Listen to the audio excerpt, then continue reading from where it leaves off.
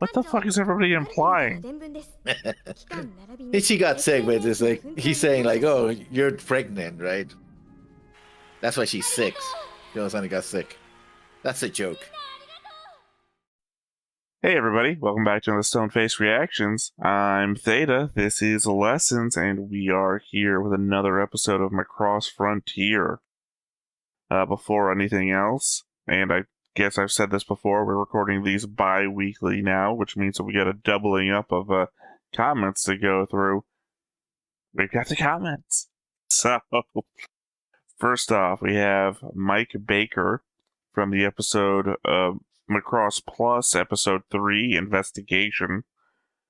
Regarding the discussion on Episodes 1 and 2 at the beginning, an argument against Alcentrati suffering from aggression problems and needing medication is that if that was true, then Gould having that wouldn't have been taken as such a revelation by the characters in the episode. It's interesting intelligence because it's not common. Which I think we said something about that later on when watching the movie. You probably did. Because I think my whole bad memory here, and this was like a whole season removed from me now. My whole thing is I know I'm the one that brought it up as a thing. Yeah. So obviously it wouldn't be my default statement to argue against it if I'm the one who's bringing it up. And I think it was my whole point that this must be the thing Alcentrati had, because it explains. Here's the thing. I obviously will agree with Mike Baker at this point, because that is a good point. That it's brought up because it's different, not because it's the same, but at the same point, it would be brought up as the same if it's just being given as information. The fact that we don't see any other character do it is the kind of the point, right? We don't spend time with any other Zentradi who has to take pills all the time, because that would be like a significant portion of their life that we're leaving out, to not talk about.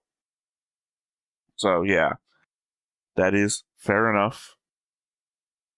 At the time, I still believe it kind of fills in information, though, about why are all the previous Zentradi in the SDF Macross TV show acting that way.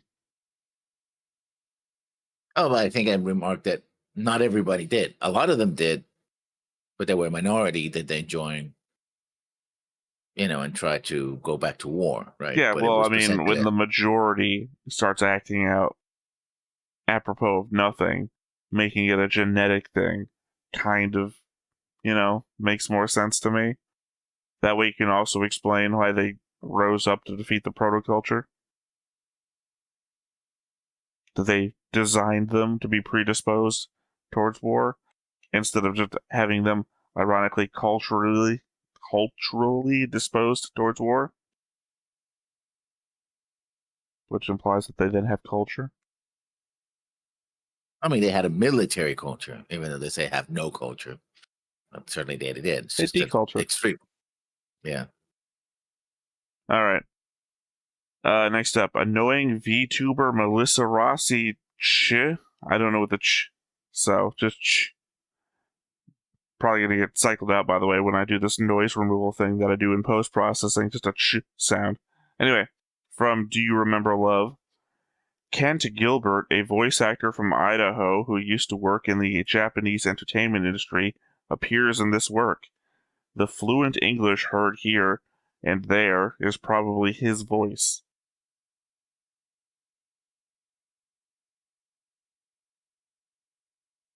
Yeah, the intro certainly has some English, and there's some English background words, so it could have been him. Although he might have also stressed to say it a little bit like the Japanese say it, so that it doesn't sound, for the Japanese audience, doesn't sound too off, right? Because he has that little aspect of it, right? It falls right under the Macross Plus comments I just made, when we're like seasons removed at this point. So yeah.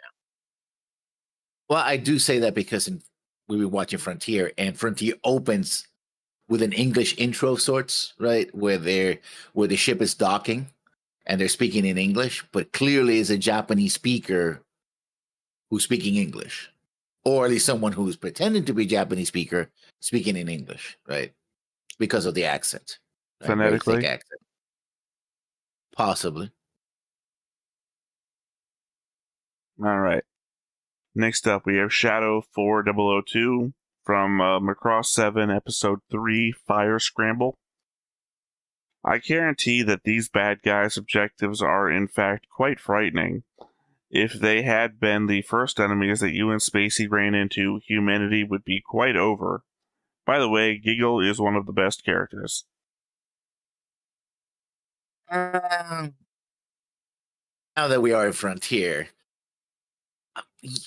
how can I put this? Yes, if you take them seriously at the scale in which they appear later on, then yeah. But the path to that is so silly that I could never really take them seriously. That was the problem. It was like, huh. By the time we got to, oh my God, the galaxy's going to die, I'm like, oh, that's cute. That's Well, I mean, adorable. they've eminently shown that they could take out a planet. So if it was the first thing that we ran into, us only on one planet, then yeah, we would have been fucked. I mean, that's how the series has started, with Dig taking out a planet. I'm like, oh, that's Well, no, I'm interesting. commenting to the second line of if they had been the first enemies that you and Spacey had ran into, humanity would be quite over. It's like, that's what I'm saying. They had the ability to lock down a planet pretty easy. Well, I mean, they took out the Macross 5 fleet. Now imagine us with just the SDF Macross and a bunch of, carriers. Would have been no chance. They would have locked us down and then would have been a spiritual farm right from the start. Yeah. No opinion on Giggle being one of the best characters? I mean, Giggle is fine. It's an interesting arc. Well, he's dead, actually. He's not fine. Yeah, so, I mean, fine as a character, not. But again, I found it more interesting when we found out about his background through a extended an omake. That's when I'm like, oh, so this is the character that, I would have wish I had more time with. That character was interesting. But Giggle was like many things in Macross 7, just either unfinished or too flat of a note, right? Then I was like, not every character has to have huge depth, but in a show that most characters lack depth to begin with, I'm like, It's funny to me that we've gotten into this series where you've expressed a clear, I don't know if it's nostalgia, but you've really loved the series. And so far, 2 out of 4 seasons you have described as unfinished. You're the bigger fan between the two of us, obviously, so I just kind of expect you to lean harder. Which one is the other one? Say what? What's the other one? SDF Macross. I mean, but I understand why SDF Macross is the way it is because, the complications. In fact, we argued that it should have been shorter. It should have ended like 3 episodes after the big reveal, not like 5 or 6 after, right? So, yeah. Well, I mean, I would argue it should have gotten a different series. Macross 7, here, I'm going to make a statement with no knowledge whatsoever, because obviously I haven't seen what I'm about to refer to. But I'm going to say it anyway. Macross 7 should have been the Zeta Gundam of Gundam, essentially, and you get the follow-up Double Z after that.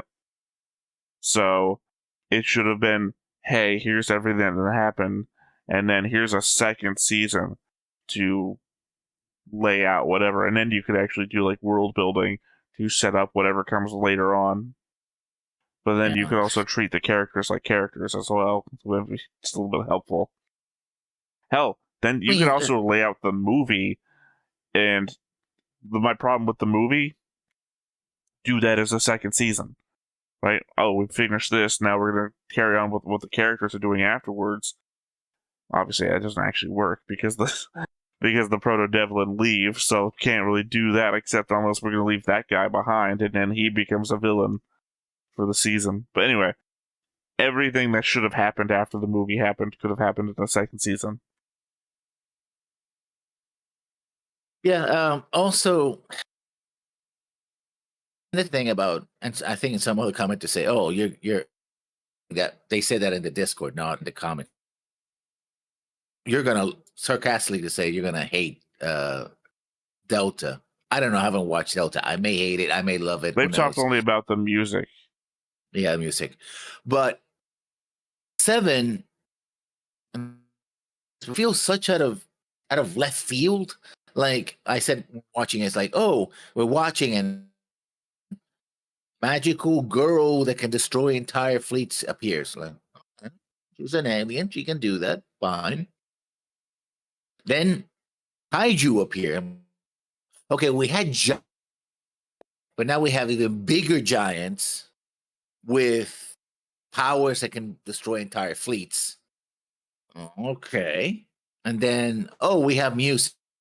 We had music before, but now it's super powered, super Saiyan music, more like, super robot. I'm like, again, I feel like what they did with the Macross concepts, they flattened them and super. It's like a fan who watches an episode of a character and the character eats, it's eating toast. And then every time they do a fanfic or image is always a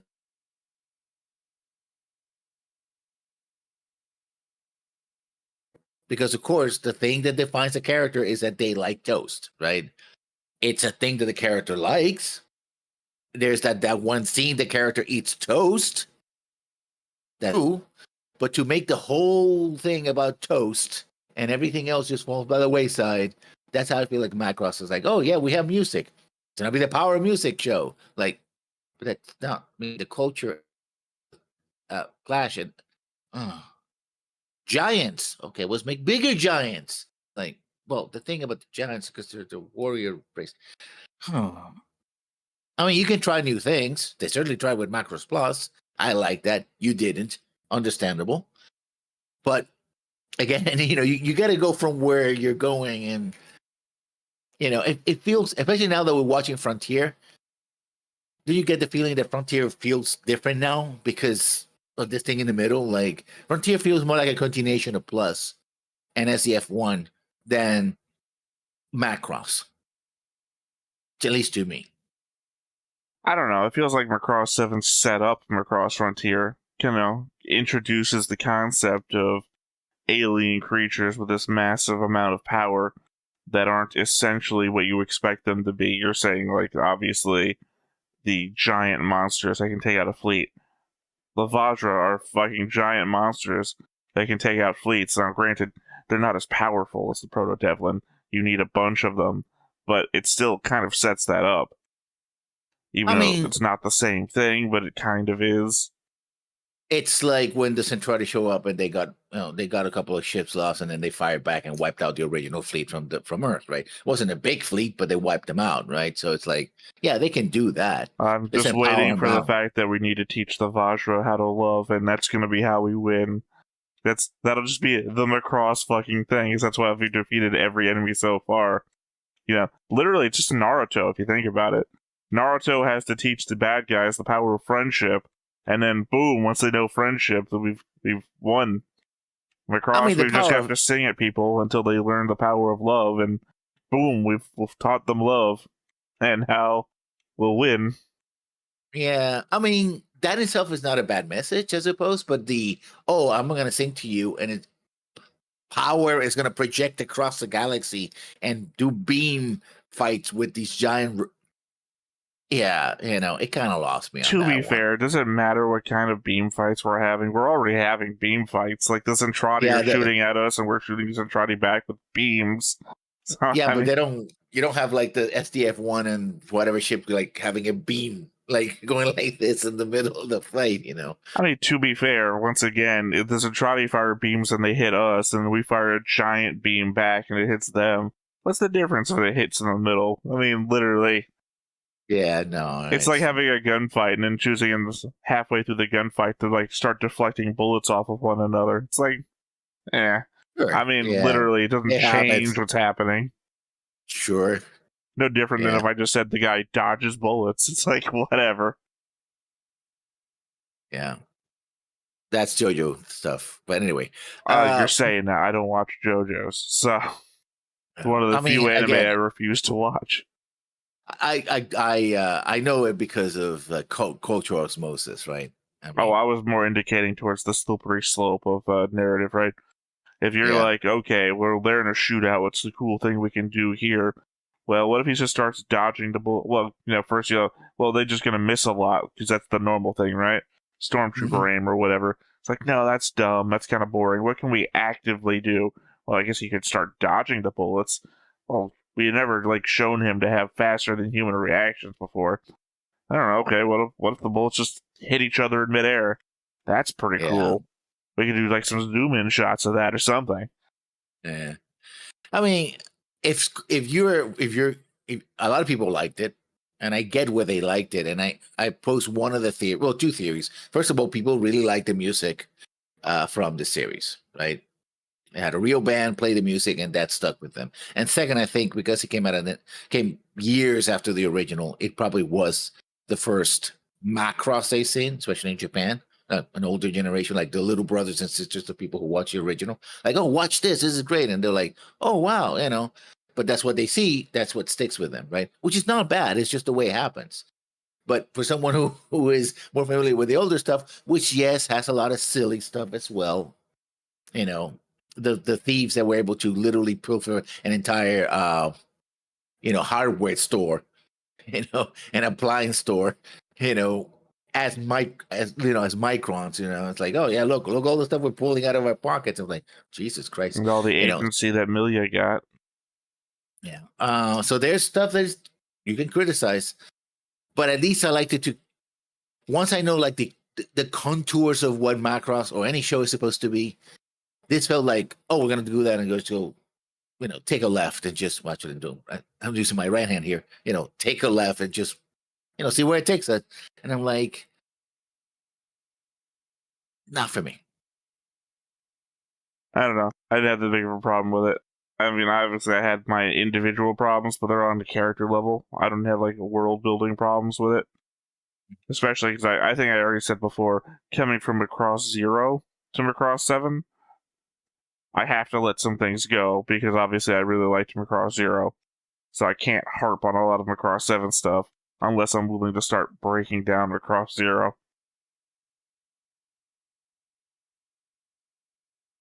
Alright, next up, Ilios Quadruple Zero, from the episode Macross 7, Episode 3, Fire Scramble. Cloning and a lot of Zentradi and Veltradi will integrate it in. The City 7, by the way, is 6 kilometers long and 4 kilometers wide at the widest. At the widest, it's like a circle. Anyway, Valkyrie is just a slang at this point for any VF. Also, this VF is the VF-19 Kai Fire Valkyrie. Has Valkyrie in the name. 17 kids, by the way. Again, 2 were adopted.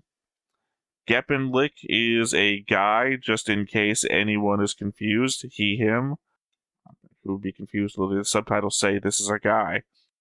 We said out loud, this is a guy. Anyway. Basar is a bro, and he can fight. Sorry. Basar is a bro, and he can fight. Sorry. Capitalization matters. But yeah, he does not like using force unless there is no other option. I have described the show as Kiss saves the galaxy with the power of rock. Yeah, that's one way to see it. Also, I'm sorry, but I read that comment originally, 17 kids. We don't have any proof of 17 kids. The only thing we have is that image that I showed you that has what? 7. They actually mentioned they had 7 kids, right? I believe In that in show. the comments I have taken down for us to go over today, they are also not the only ones that mentioned 17 kids. So I don't know what the source is, but more than one person has told us. I mean, that's a huge. But also, okay, if you have 17 kids, why is it that only one of them, the youngest, is with them? And I guess 7 are natural kids, and the other 10 are adopted. They're only saying 2 are adopted. I don't know. With as many games of Toss the Baby as you're playing, maybe a bunch of them got dropped. Yeah. Sorry, I forgot the name of the agency, but maybe a bunch of them got taken away. CPA? CPA? No, not CPA. CPS? Childhood and CPS, yeah. Child Protective Something like that. Services. Child Protective Services, yeah. Although in the Macross 7 universe, I don't know if, in that micro universe, I don't know if they even have that. Considering I all don't know them why they whacking wouldn't. at that app. Even if Yeah. the entire government of the world got wiped out, eventually an agency is going to be, created Yeah. to No, I protect mean, kids. I mean, it's not well, like in the scope of the show. they do, because in the background of Basara's non backstory, they do mention that he got, somebody came in to pick him up because Ray couldn't take care of him. Remembering though that that's not entirely true. True. That is not entirely true. Right, it is a facsimile of their backstory that's being propagated by a Russian guy. I can't remember his name, but even now I'm forgetting everyone's name. What's Ray's possible love interest called? Starts with an A. Akiko? Yeah, Akiko is like, even this sounds weird to me, but so possibly not anywhere near true. We don't know. No one actually reacts to how true it may or may not be. Yeah, it's just thrown in there like, I get it seems like an episode like, oh, you want to know what Basara's backstory here? Here, have a backstory. You're gonna make an episode out All of right. it. Next up, we have Reg Tianga. I don't know how to pronounce your name, so if I said it right, woo. If not, then correct me, I guess. Macross 7, Episode 2, Spiritual Level. Just have to say I'm enjoying this, for me anyway, rewatch. I love the music and listen to it all the time, but my first impressions of this series wasn't grand enough that the only way I'd rewatch it was if someone else did. It's been like 20 years though, so I wonder if my impressions will change. Thanks for going on this Macross journey. Glad to have you along. All right. Well, next up, America says from Macross 7, Episode 2, Spiritual Level. This is an underrated masterpiece. The OSTs are crazy, but this one alone could devastate anime in the US, Europe, Korea, and China. In fact, the US has constantly been wary of and controlling Japan in various fields. It's from 1994, but they wouldn't have made a work like this in the US for 100 years. It's a unique animation with songs that are 100 times better than Taylor Swift songs. So that's an opinion. I'll preface this was a translated comment, so yeah, that's an opinion in any language. Yeah. Devastate anime in the US, Europe, Korea, and China. Yeah, no, sure. I mean, I don't even exactly know what that means. Oh, that's because all the anime in the US, Europe, Korea, and China is imported. So it would be devastating the imported anime. I suppose they might be referring to all the translation work that was done that changed anime, right? But then this could have all, if it came out in the 1990s, it probably would suffer the same fate as well. You didn't really, it was until the late 1990s that you really started getting faithful adaptations, translated or otherwise, in the States. Like Dragon Balls, as much as I'm not a fan of Dragon Ball, it's fairly accurate. Cowboy Bebop English translation was so good that the creator actually liked it. It's like, I prefer the English translation because he likes Bloom's voice for the main character. It's like, well, that's a great, character voice because it's deep and, and Gundam Wing and others came out as well. And the Gundam series has had some good translations as well.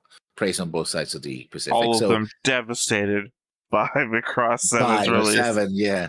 To be fair, they said the OST was crazy, and in the same sentence, this one could devastate anime in the US. So I guess the soundtrack is better. I get Yeah, I However, mean, when did you Gundam have a Wing come five. out? 2000, 2001 in the States, 1997, I think, in Japan, and about 2000, 2001 in the Okay, States. I guess Yeah. maybe not on the same, maybe No. not on the same timeline. Because it would say, as much as I love the Macross 7 soundtrack, I don't think you're beating the Gundam Wing OST for me. I mean, I did just hear Rhythm Emotion earlier this morning, so maybe it's just I'm a little bit more biased, but all those fucking Uh, songs from Gundam Wing still resonate with me. No matter how much I love the Macross 7 soundtrack, and it is of my era of rock, I said Rhythm Emotion alone still just sits rent free in my head. according to the Toonami wiki, Gundam Wing, it came out in on TV Asahi from April 7, 1995 to March 29, 1996. It's off by 97.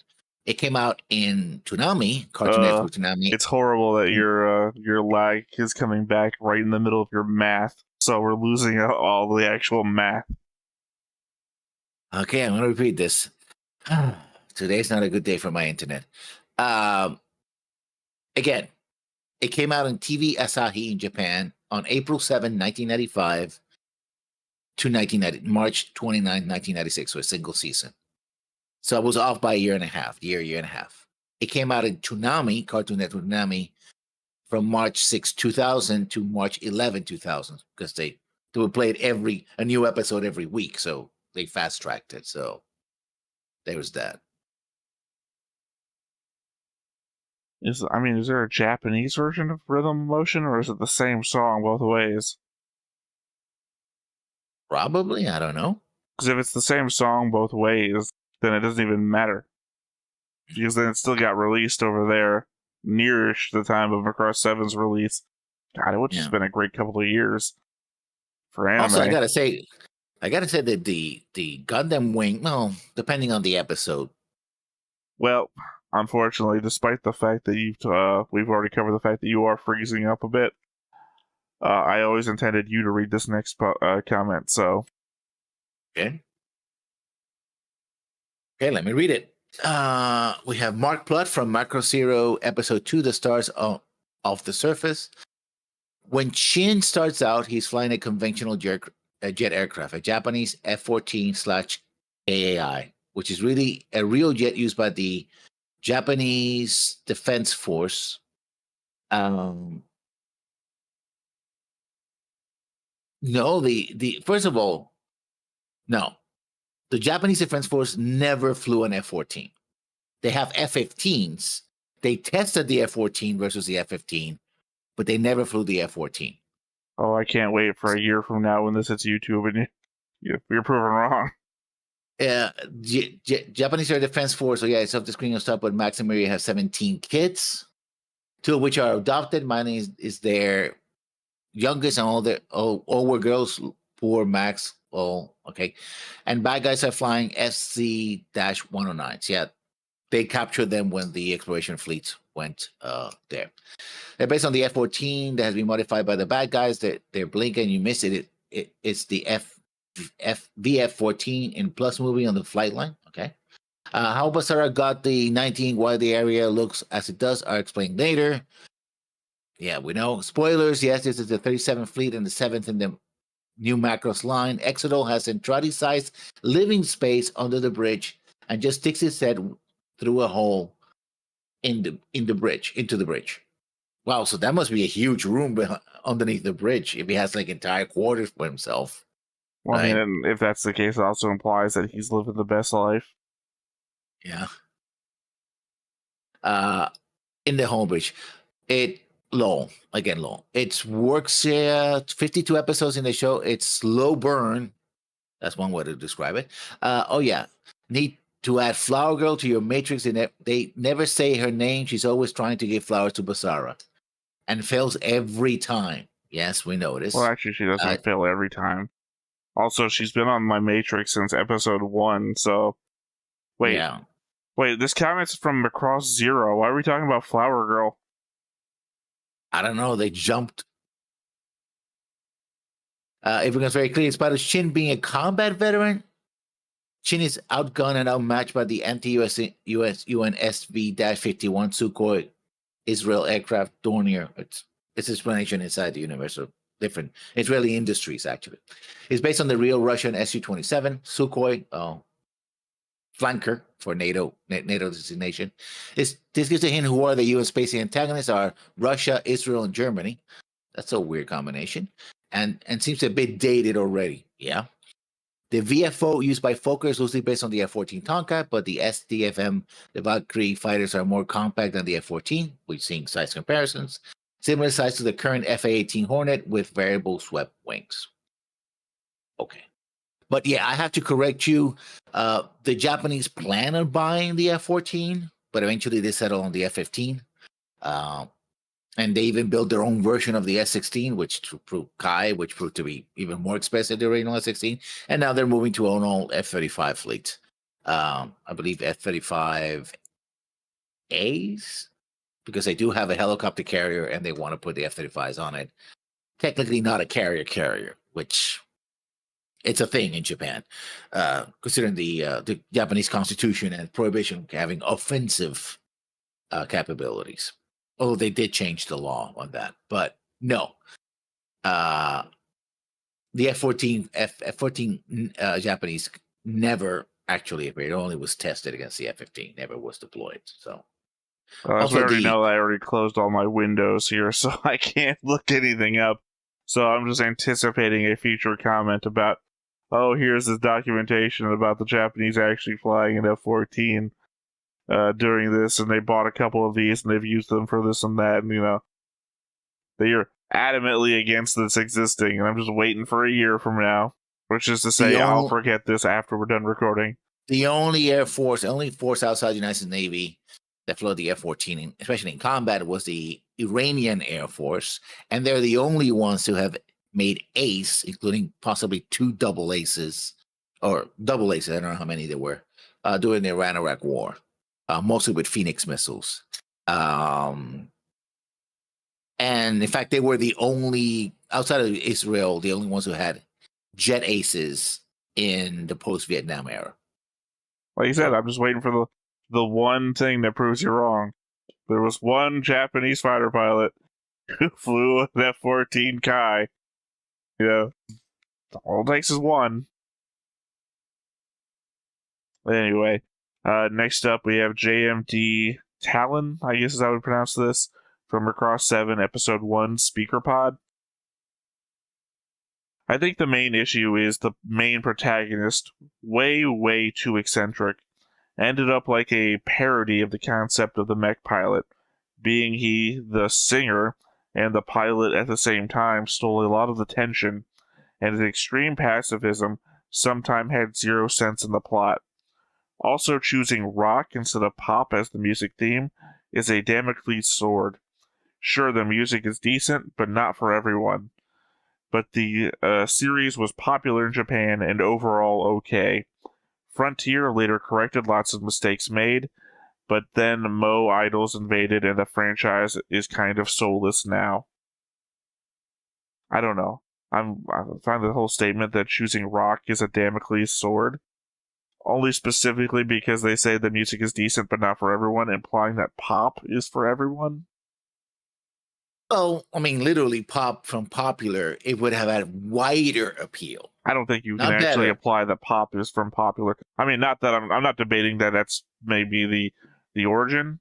I'm just saying that pop is its own thing now, and the way that words migrate away from their origins. So yeah, I know, pop isn't but still, the most popular music. No, not necessarily. I mean, that changes all the time. Although I do love. Have you ever heard of a band Rock Sugar? Heard about the name? Not right there. The main singer is the guy who voices what's the Wacko's brother from Animaniacs? Sister Dot. Maybe I'm talking about Wacko. Who's the main one? The main one's brother. So the Yakko, Wacko, and Dot. Yeah, so I'm talking about Wacko. The guy who voices him in Animaniacs is the main singer of the band. And their whole thing is combining pop songs with rock songs. So they're mix-ups of those. So I really like them, but that's like my main thing of rock. So yeah, I mean, also remember that, especially outside of the United States, J-pop and now K-pop are also extremely popular, right? So they're popular both in their own countries, but also have other ones that really have spread out. Although K-pop really emphasizes more, hip hop, rap and hip hop themes, but still, it's very popular, right?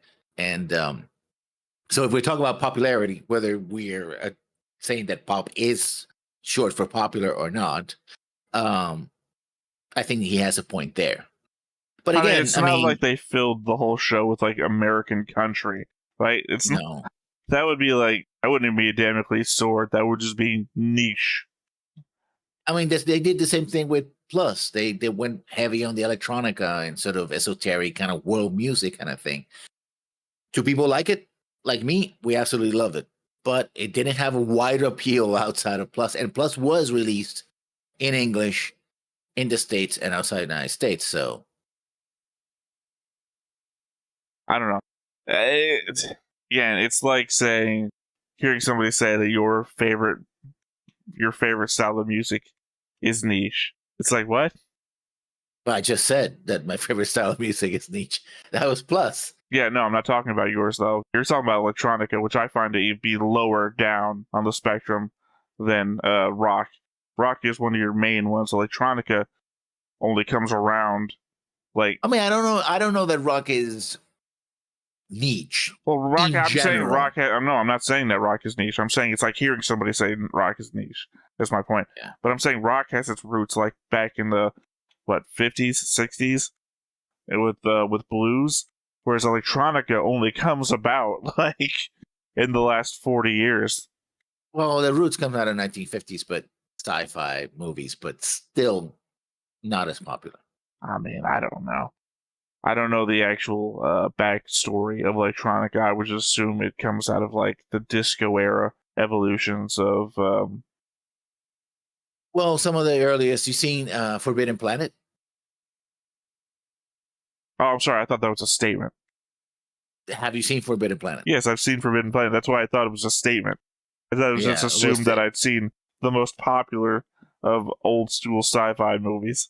Well, the music from that, which was developed by a trans woman, apropos nothing, but she was a groundbreaking person in the industry. Is seen as one of the earliest examples of electronica style music, right? So there's. My problem is that when it comes to Forbidden Planet, the only sounds I remember for the movie are like The Tenements. That's the what? Yeah, Like, yeah. I was gonna say I was gonna say OST, but that's not even the right word. The feel setting music, whatever it's called. Something's out there and whatever's playing in the background. I don't know the theme to Forbidden Planet, for example.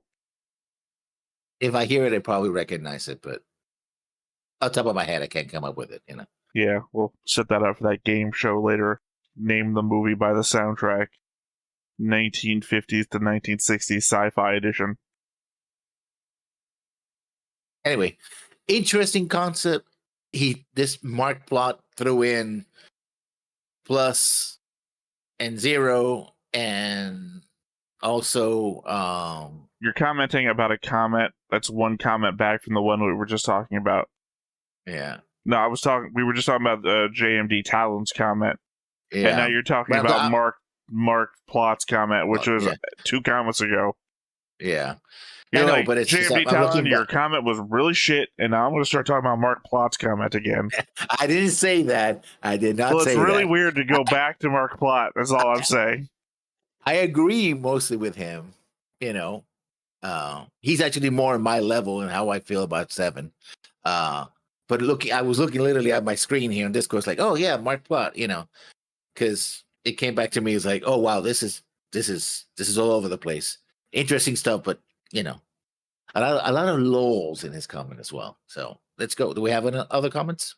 Yeah, we have one more comment. Unless you want to talk more about Mark Plot again. No, let's leave the plot behind. Can't wait till 3 episodes into this recording session you go back to Mark Plot because it's the last thing on the screen. All right, last up we have Graham from Macross 7 episode 1 Speaker Pod. Macross 7 most strongly reflects the themes that director Shoji Kawamori wanted for his work. That is, idols, love triangles, and the realization of peace through song. Apparently, he had reflected on the previous Macross series, which had too many deaths, contrary to the theme.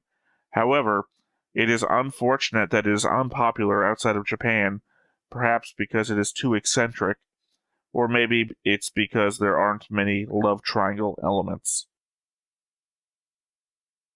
I mean, it goes back to the comment I made much earlier that got interrupted by, internet effery. And that is, even though Kawamori was involved in this, he was the director of this. It very much, and I can guess go back to the toast analogy. It very much feels like, and internet, do not interrupt me in this one. Thank you. If you see a character in anime eating toast, and then the fandom goes, "Oh, that's toast eating girl," and we forget almost everything about everything else about the character, right? Because that was the one image that everybody sticks, and everybody writes fanfic and makes illustrations of her running with a toast stuck in her mouth because she was late for school. Because it's very typical in Japanese anime, right? And it's like, oh, that's all she is, right? And whatever drama she had with her parents or boyfriend or whatever, trying to go to college, all that's forgotten because the one thing that we know about this character is that she's eating toast, right? It is true that she eats toast. It is true that she likes toast, right? That is a thing about the characters, not untrue. Just like music and love triangles and the power of peace and love and all that. That is true about Macross, but I feel that it's like we're just reducing it to that alone, and that it's part of the reasons why it feels out of whack, right? And also that Basara. I'm sorry to say this. I'll say this. Well, we're already, if you're watching this, you already watched my reactions about Macross 7. You know this.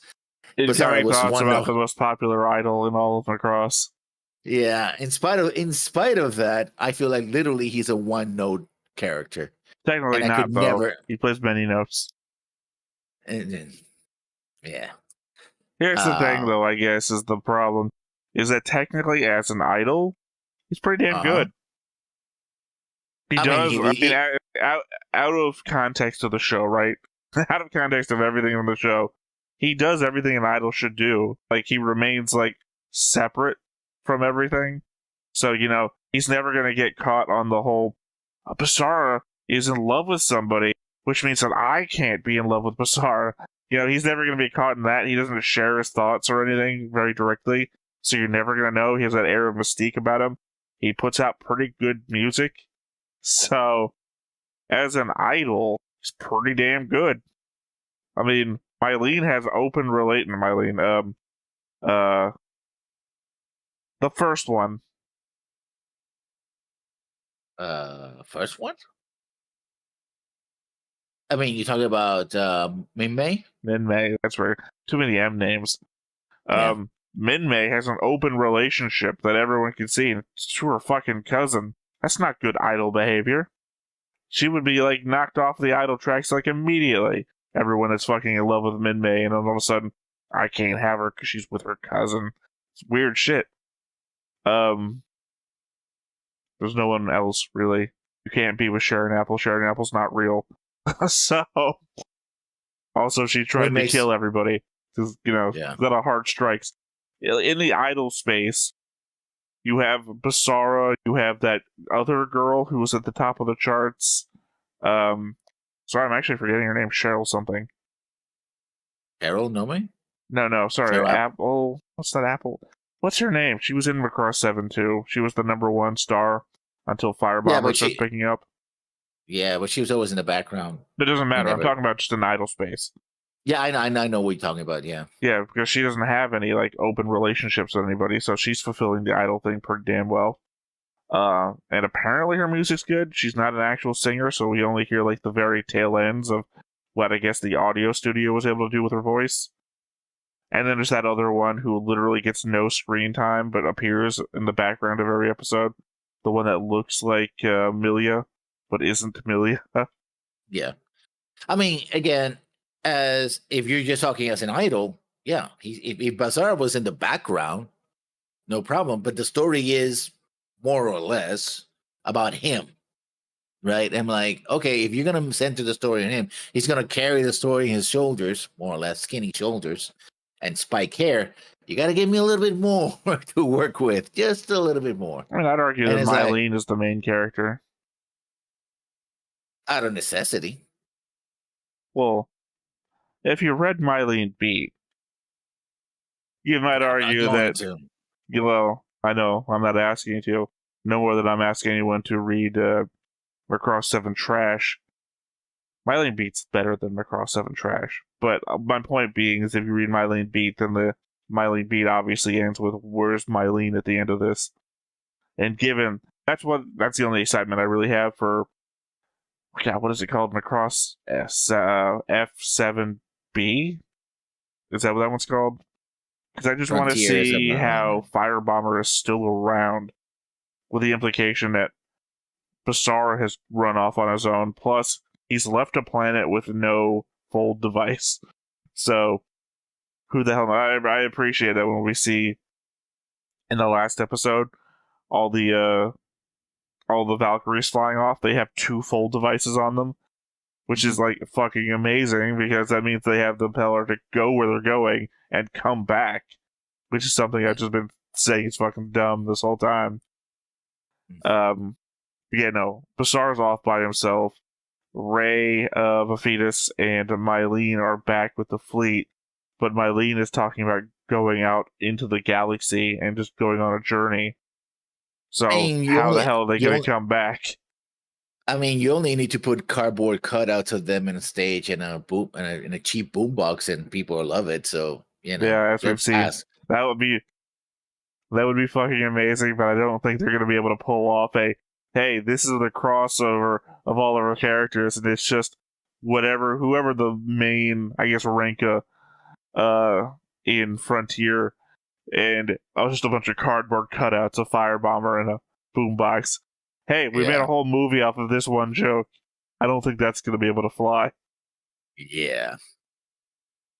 Well, it is what it is. All right. Well, I guess we're going to transition into this new section that I'm no longer to call Lessons Thoughts or Theta's Thoughts, but let's just call it Thoughts. So, start with you, obviously. Thoughts so far. What can I say? Don't have a lot of thoughts. I'm looking forward to the new episode. I'm really liking the enemies here because they're okay. I do had a thought that I forgot, and now it's back again. Since I haven't watched this in a long time, finding all the things that I'm like, oh, more importantly, not the things that I remember. It's like, oh, I remember this part. It's more of the things like, wait a minute, I didn't remember that they attacked the galaxy in because the problem is also the movies are they change quite a bit of stuff from the series, right? So I usually remember the movies rather than the series itself. Like, well, I don't remember them attacking the galaxy. Let me ask you this, Why though, are they attacking? Lessons. Do you remember Love? I do remember love. How can I forget love? Love is always something I remember. Every time I listen to Light the Light, I remember Love. I just remember love. Anyway, and it's like going back to stuff that I don't remember and see if it holds up to the first time I saw it. I think that's the challenge this time around, as opposed to, oh yeah, I know, of course I know about this. Oh yes, I know about the quarter. I know about this. I know about this going to happen next. I mean, I don't mind it. That's why I rewatch shows. That's what we're doing that. But it's the like the scene where the ship comes out and has a Varja stuck in. It's like I don't remember that part. That's interesting. Okay, cool. Let's see what happens. Right. I'm looking forward to the things I don't remember or misremember, and see if they hold up second time around. That was all your thoughts? That's all my thoughts for now. Yeah. All right, well, I guess going into my heavily written down thoughts then. I was watching our reaction to the first episode of Macross 7 the other day, and right in the opening they say that the first Macross class transports launch in September of 2030, the 37th expedition in 2038 launched from Earth orbit, where the Frontier graphic shows it launching from Eden. very different from the information you get visually from Macross Frontier, where Mega Roads and Macross class transports all launched from the Earth in 2012. 1 year passes, and more launch from Eden in 2013. And then we see the years starting to move as the fleets move away from Earth/Eden. So yeah, it's either a complete change to that history, or just the worst infographic. I mean, one of the intros even calls it a 5th generation fleet, so it's clearly just a shit infographic. I mean, that's been my theory, that they were not, that they were essentially showing where they're coming from and not when they launch. They added Otherwise, the fucking years. That's why I'm harping on it so much. We have all these, they launch 2012, right? And then it changes a year, and then shows us Eden, and then all of them launch in 2013. And then as they're moving away, the years start ticking up, implying that this is where they are and this far away, instead of, when they actually launched, which would, I guess, look like one of those sci-fi apocalypse movies where all the nukes are flying off, where there's been like individual things flying off at different years, which may have been harder to track because it very much looked like they wanted to show where everybody was, all in like groupings. So you'd had to pan back further and shown a bunch of stuff, and it would have been harder to read, but it would have been accurate. Because the most accurate thing on this infographic, wave of them, like continue launching. That's how it would have happened. Yeah, that's what I'm saying. It would have been harder to read because it was already fucking hard to read when they were all together. Like the most accurate thing on this infograph was the fact that Macross 5 and Macross 7 end up together in the same area where we know they were.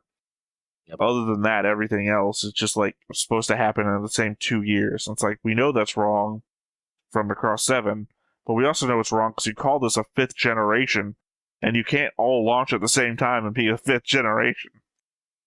Unless you're launching we developed the space shuttle and SpaceX at the same time. That's how it happened. That was 1980, right? Yeah. So, Michael set the simulator difficulty way up to try and break Alto's pride. Feels like a setup for Alto to eventually overcome it and shock everyone, or at least say something down the road about actual fighting being so much easier than the simulator.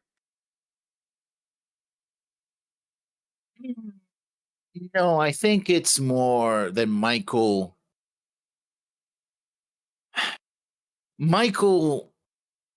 has this relationship with Alto in a way that it's like, I know you're a good pilot, I know you're a good performance, but your own stubborn pride is what it gets you in the way from unlocking that. So I'm gonna haste you into breaking that, getting over yourself, right? Because if I would have set it on normal, if I put it normal, you would breeze, and then when you go out into actual combat where people are killing and dying, you won't be as prepared, right, for the shock of it, right? But if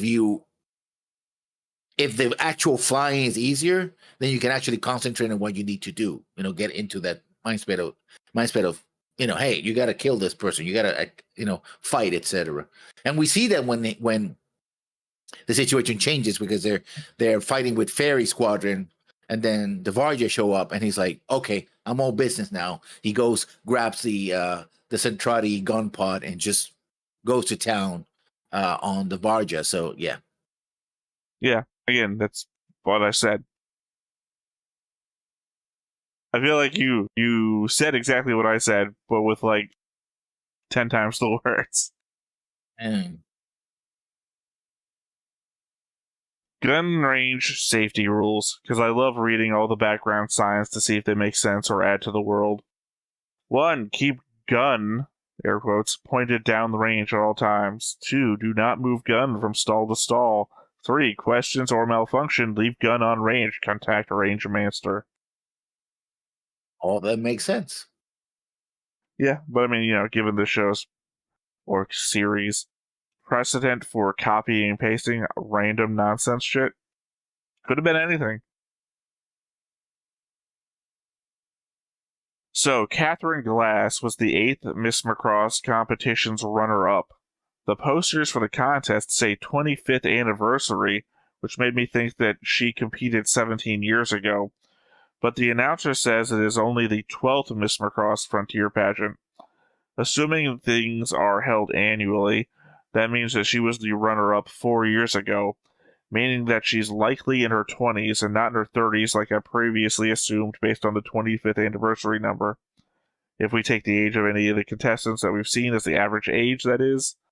Addendum to this thought, a blink and you'll miss it shot of the information that the president sends Jeffrey shows that her birth date is December 26, 2036, which makes her 23. Yeah. 25 is the arc number of the series because this came out to celebrate the 25th anniversary of Macross. Yeah, but it doesn't make any sense in world. No. One, it's not the 25th anniversary of the first Macross competition. It's not the 25th anniversary of this fleet. It's not the 20. This is like, there are a number of 25s that appear in the show. Like, this is the 25th something. I can't. I looked up, like, what's the significance of 25 when it comes to Macross F. And they use the number 25 in, like, the synopsis of the show a lot. And kind of like the same way that I joked that Macross 7 used the number 7 all over the place.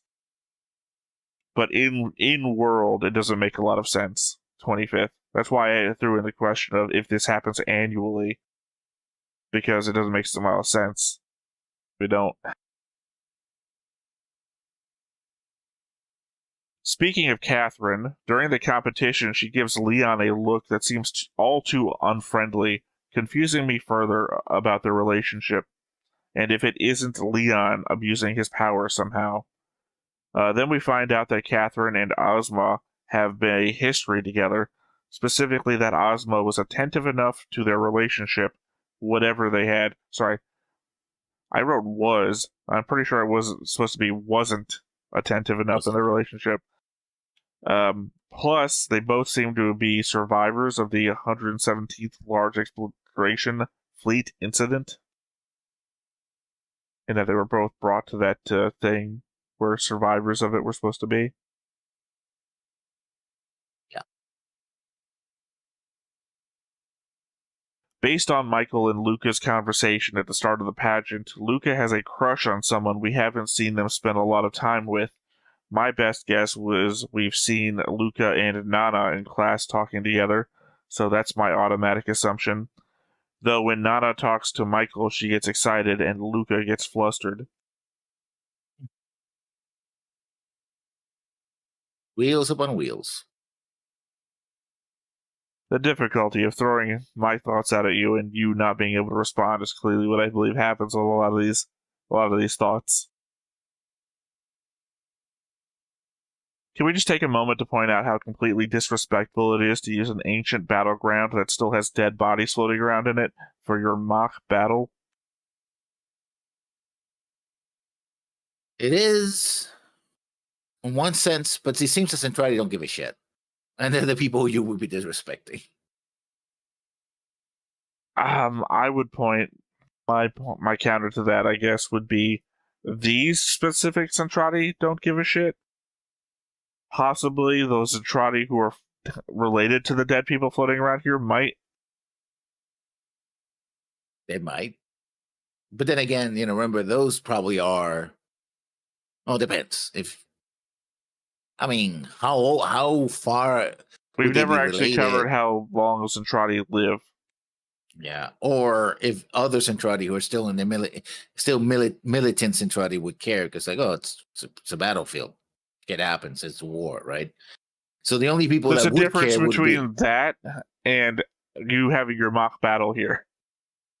and or I think the only people who would care would be the Centrati who have if they can find the actual relatives who remember this battle somehow. And also had to be a battle against the Supervision Army, perhaps. Or themselves. Yeah. Which in a way, the Supervision, I guess we can say this now because it's kind of revealed in 7. You better not say. You What? better not say what I'm thinking you're about to say. Okay. I'm not gonna say it. Because it's not true in my head. It's the one thing I'm hanging on to that I'll argue. That's the hill I'll die on. They don't No, I'm not talking exist. They're about not a thing. not the Meltrin Seltrin thing. That's not what I meant. I meant when they went to the temple of in Macross 7, temple archive thing of the protoculture. Although I think we missed it, but if you go back, they actually mentioned that it was the Proto Delvin who corrupted the Centrati. And Have you not looked at my board at all? Have you not seen the 5 stages of my belief of how the relationship structure works? I didn't miss a goddamn thing. I went back and rewatched those episodes and took screenshots of the pictures of everything. And so they became the Supervision Army. So in essence, the Supervision Army was Centrati versus Centrati violence. I mean, I think I even have a line connecting the Proto Devlin to the Supervision Army specifically. I think I even discussed with you at length the whole what is happening here thing. It was a theory then, but I think it's confirmed in the temple. I said it after the temple. Where do you think I got my theory from? And so you don't pay attention to me at all. Lessons, you don't listen to me at all. Yeah, but it was. I was looking forward for it to be confirmed in that episode, and it's hinted at, but not truly confirmed the way I would be like to confirm it. So I still think it's. I mean, it's taken as gospel now, but so still. You've taken my theory and chalked it up in the same category as the Marin thing. And so again, who would be is the Supervision Army still out there?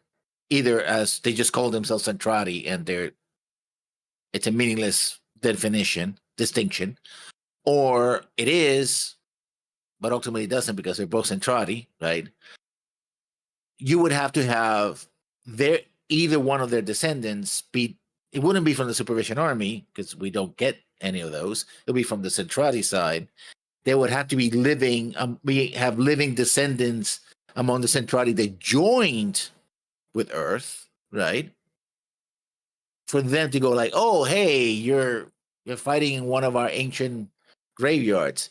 That's not a good idea. Don't be such a jackass. Don't do that. That's disrespectful. I would also point out that I don't think it has to be on the Centrati to care.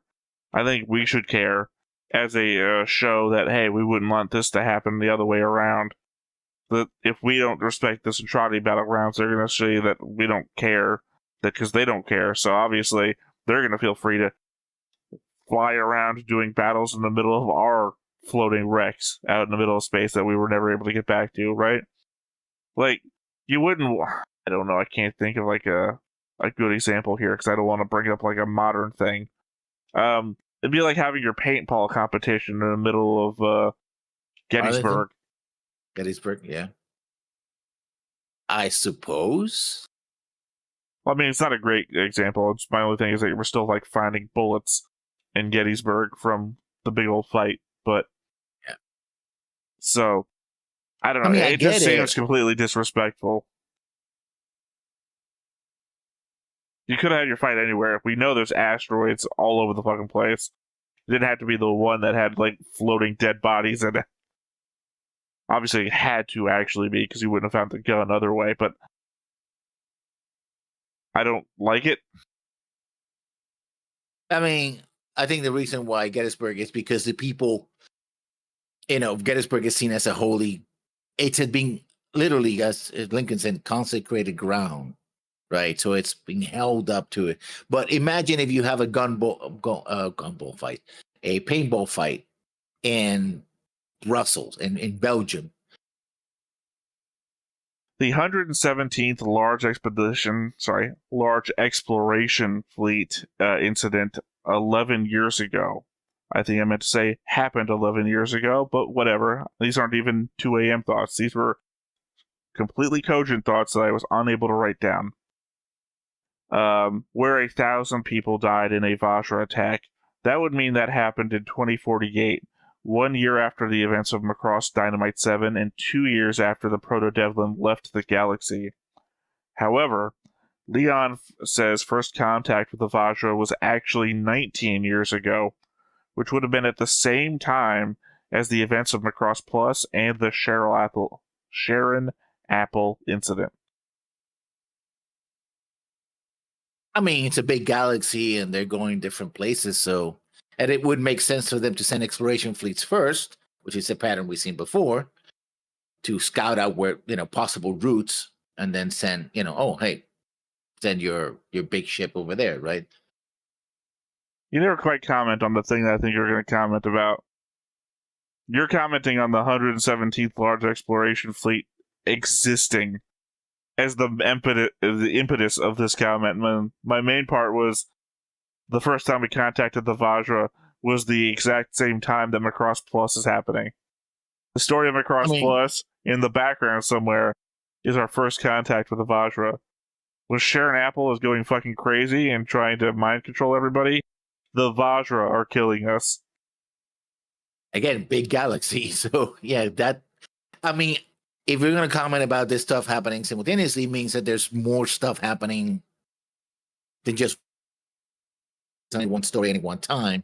But it's a big enough galaxy that nobody is like, oh, remember that guy? Yeah, that guy's related to that guy, to that guy. It's the opposite of. That'd be that thing I'm doing with the giant board. No, what's usually in Star Wars or Star Trek, which is small galaxy syndrome. Everybody knows each other, right? Like, oh yeah, no. Oh, by the way, Samuel, you heard about that Vajra thing that happened yesterday? Like, sure thing. I was going to fly and kill those bastards, but I'm too busy trying to bone. To be fair, Isamu should have heard about the Vajra thing in that it's our first contact with an alien species that would fucking massacre us, apparently. Seems like it would have been newsworthy. At least maybe within military circles. Perhaps, depending how, if it was kept. It'd be like, hey, Hikaru, you heard about this Andrade thing that's happening? Seems like it'd be on the same level. Especially when Eden is like the second planet we colonized. So it's not like there's a whole network of like these fleets going around that the information has to be disseminated down. It's like 2 planets and like a couple of like, I don't know, not colonies, but I guess there was like, 8 colonies that were listed in that one screenshot that I sent you of the reverse shot of Isamu being torn down by his commander. We also know that they have contact with other species as well, thanks to Dynamite 7. So, and even share the technology with them, even across the galaxy. So we don't know how far back that goes. That could have been as the result of one of these expedition fleets, which wasn't happening back in Dynamite 7. I mean, not Dynamite 7, back in Macross Plus. We know it's old enough for them to have VF-11s. So that doesn't mean anything. It does, because VF-11s are like, fuck. VF-11s are just like the thing we sell. Hey, we got a bunch of old VF-11s. You want some? We couldn't be older than the existence of the VF-11. Right. You understand what I'm saying? Yeah, but VF-11s are fucking old by the time of even Macross Dynamite 7. That's why they're being shown. It's like, oh, this is a fucking old thing. So 20 years in the past? 20 years even your example of 20 years in the past is still before the first contact with the Vajra. So I don't even know if that even matters. Also, we know that they're it's not unusual for them to outright lie about, oh yeah, the thing that happened. No, that didn't happen. Well, that's what I was saying, inside military circles. Even if it's not public information, which apparently it's not, it still should have been within military circles. So, you'd kind of like want to warn your military installations that might be in threat of being attacked. No one wants to get Independence Day. I mean, apparently they spread the news enough that the whole speech that the president gives is like, to him before he gives the actual speech, he's thinking out loud and saying nothing else. When he said it's like, this day would come that we have a confrontation with the Vajra, right? I just hope that it wasn't me who had to deal with that, right?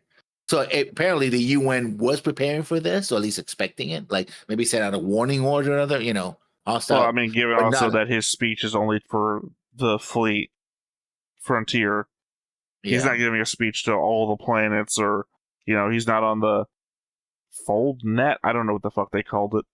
Yeah. Galaxy Net, I think maybe, because obviously the Galaxy president obviously didn't give a speech that we heard over here on Frontier. Plus the fact that even messages would be super delayed now that we're dealing with fold waves, Yeah, something like fold that. folds, some. Yeah. The fact that it Folds takes in the a fold. ship 5 extra days to get to a place. We're introducing fold difficulty, where before it was this thing is faulty enough you have a 50% chance to die. Now it's fold is difficult sometimes. Where they didn't even introduce it as this area of space is difficult to fold through. They just said, no, this is how fold works now. And but the thing is, they were crossing to an area of space that had that No, characteristic. they've just said this is how fold works. They've described it as how fold works, not in this specific region. So, fold just has more difficulties now than it ever has before.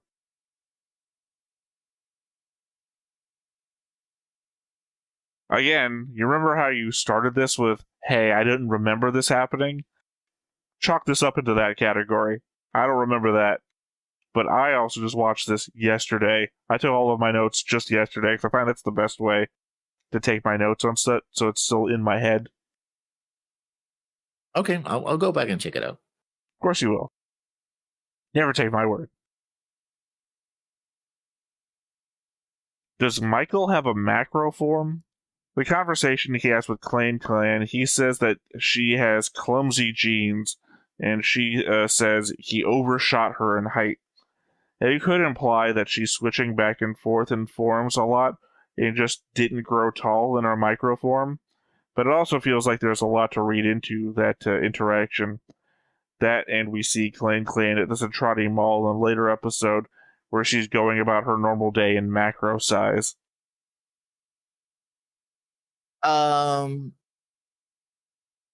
It actually implies, to me, implies more how Michael and Clang know each other, right? And how long they've known each other, right? Because it feels very familiar. Like, oh yeah, like to me, it feels like they grew up together, right? In a way, right? So they, she kind of stayed a little. Well, she's a micronized, kind of stayed a little girl while he grew up, right? Like he shut up. I wouldn't be surprised. He's half Centrati, I think. I think he's full Centrati. They don't So actually. There's nothing that's actually been said so far to imply one way or the other. Aside from the ears, he does have the pointy ears, and so he's probably about half Centrati. So I guess he may have a micronized. I don't know. Form. You're pulling that from the ears. Those ears just tell us he's Centrati.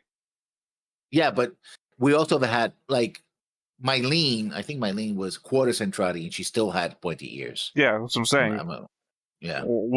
What's the difference between a half Centrati and a full Centrati's ears? Yeah, so he has Centrati blood, but I don't. That's You're why I said, implying to me that the ears are the difference between a half Centrati and a full Centrati, and I'm saying, what's the difference? No. The difference is whether you have Centrati blood or not Centrati blood. No, I understand what the actual difference is, but you said he's got pointy ears, so possibly half Centrati, and I'm saying, what's the difference between pointy ears on a full Centrati that you're saying he's not full Centrati? I mean, he could be full Centrati, or he could be half Centrati. We have no evidence that he's not full Centrati. You're introducing the fact that he's half Centrati out of nowhere, so I'm asking you, and you're using the ears as the example. So what is the point of talking about the ears? Because you have had half Centrati who still have pointy ears. Right. And they do have macronized forms, like Emilia. Emilia is half Centrati. Remember Emilia from the movie? Emilia is full Centrati. What are you talking about? Emilia would be technically full Meltrati, but I'm not going into fucking that. But Emilia, Mylene's sister from ReZero. No, from the movie from Frontier, not Frontier. Well, okay. You said Amelia. Now you're saying Emilia. So I mean, Emilia, yes. I said Emilia, but the E was anyway. Emilia too many M names. is half. Yeah, Emilia is half Centrati, and she has a macronized form. Right. So conceivably, Mylene could also have a macronized form. But In yeah, fact, we didn't even talk about macronized forms except for my thing about Michael. My whole thing is that you keep introducing the fact he could be half Centrati just out of nowhere. And my worry is that you've done this thing that happens sometimes when one of us knows something and you've slipped up and said something out loud that you shouldn't have. No. And now I I'm said wondering. we don't know if he's full Centrati, half Centrati. He's not quarter Centrati because Ranka doesn't have pointed ears. She has the funny hair, but Here's not the thing pointed that ears. gets me is that I was just recently starting to rewatch Banner of the Stars again. And I think I've mentioned it a couple of times in these reactions. And literally the ears thing came up in comment response there because they're predominantly called them space elves because of the ears. I don't think they have in the show. The Yob. And it turns out the space ear, the elf ear thing is only from like one clan. Because all of the clans have like different like physical characteristics that make them different from one another. And the main character is from the one that has long ears. So I'm getting told about the ear thing in a show I literally just watched yesterday. And now I'm getting it here again where you're bringing up the ears. So I don't know how much of a we know. I think Platinum is full Centrati. I think. I'm not Cool, really so sure. did I. Until you went on this whole tirade about him possibly being half Centrati. I'm not sure. I'm not sure. I think they could be both. But then again, I don't think you can be both full and half Centrati. Technically, being full Centrati means that you're both half Centrati and half Centrati combined into a full Centrati. But that is both of them. I mean, it could be true that both of them are half Centrati. They could be. I'm sorry, who are both both could be of full them? Clang, okay. and Michael. It could be that one of them is half Centrati, but the other one is full Centrati. Didn't we just have a whole conversation about this before, like last recording, that the majority of people should be half Centrati? But they're not. Yeah. At least not the way shown. And we also showed that the world building doesn't make any sense after the Earth got destroyed. Also, they showed that this to try to have their own malls and their own spaces, and they have the giant cow, hippos as well, which is kind of cool. And they're farmers now with overalls, and it's interesting. All right. I'm glad that your internet decided to shit out at the end of your comment. Harder to have a flippant discussion in the middle of it. I guess Ranka's school has some sort of decency rule when it comes to representing yourself in public, as she got suspended for just appearing in the Miss Macross competition. Probably. It's supposed to be an all-girls school as well and hard to get into, so. Well, I don't know why else she would have been suspended for just appearing in a competition, unless she skipped school to be in it. That too. Also, they made comments of how scandalous it is that she was out of school as well, waiting for in the other school. So it's like, oh wow, she's here. Oh my god, right? Well, they say it's pretty bold of her that she must have a boyfriend here. It's not scandalous in and of itself. It's just bold. So Grace's implant is connected directly to her brain. Alto thinks they are illegal, but Cheryl says that they are pretty common on the galaxy. Alto commenting that plastic surgery and cyborgs are common there too. However, Cheryl has called the galaxy a pretty crappy place in the past, whereas Frontier seems clean and bright. So could it be that they are illegal, and that Galaxy is just a more dystopian place, like a Macross Deus Ex? They do call it an industrial fleet for the most part, so I think that might be. She calls it a chemical fleet. That you have a bio. Oh God, I can't remember what they called it now. Frontier is a bio. I want to say reactor, but that's not right either. The whole concept that Frontier recycles everything, whereas Galaxy is a chemical place. They don't do the recycling thing. They just keep everything. Damn it! My brain is flutzing here. The concept of biodome, right? Biodome, you have to keep everything 100% stable. They're doing that over at Galaxy, just with like chemical plants and whatnot. Whereas here we're doing it with a different method, which is why here is so special to Cheryl versus Galaxy, which apparently fucking stinks because of the chemical plant situation.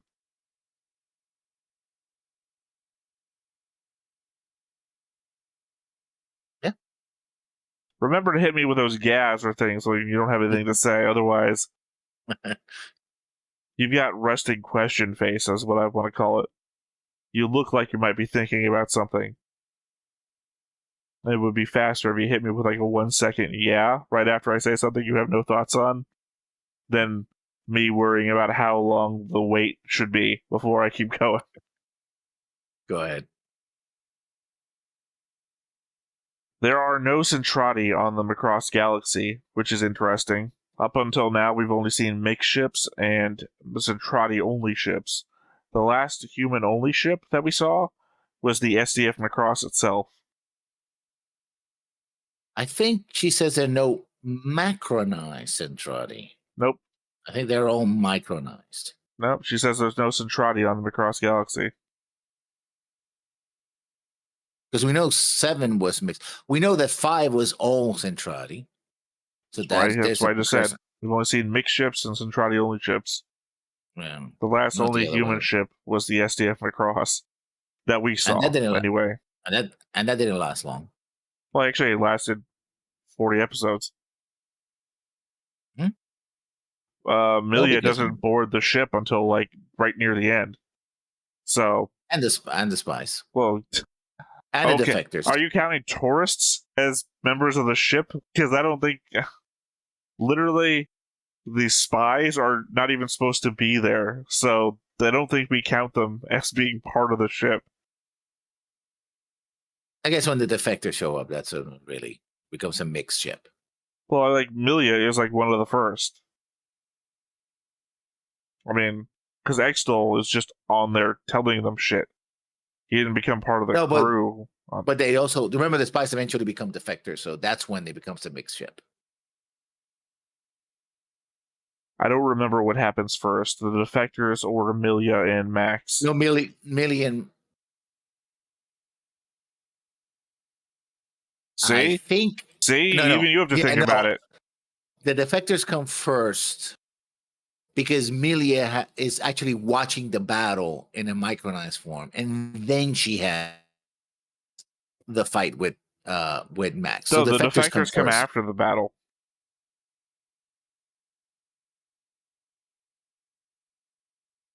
Yeah, but you're saying Milia is watching the battle happen in micronized form. The defectors defect after the battle, though, so it doesn't matter that she's watching it happen after the battle. I mean, she's watching the battle. Yeah, that's when they defect. Yeah, they hide, and then they have the meeting and say, "Oh, we're defectors and we want to." Okay, this might be a matter of operations then, because I don't consider them to be part of the SDF Macross until after the meetings and everything, where they're accepted. Because you can still defect and then status unknown, right? They can say, "No, we don't accept you. We're not giving you sanctuary, whatever." Right? So until they actually accept, which is after the meetings, which I think is a couple of episodes. Yeah. I had to go back and see the order of operations, like you said. The Vajra readout on the analysis console. It has the exterior of the same kind of energy conversion armor as Valkyrie. It can do fold by the unit. It keeps producing objects of the missile for a moment on the individual. The part that is called brain is too little to control them. I mean, it fits what we've seen. They can fire missiles from their body. They can fold. And the whole Leon was like, oh, by the way, because they make the point that they're bioweapon units. Maybe, in fact, he even makes it like, oh, maybe somebody can. I'm like, why would you bring that up?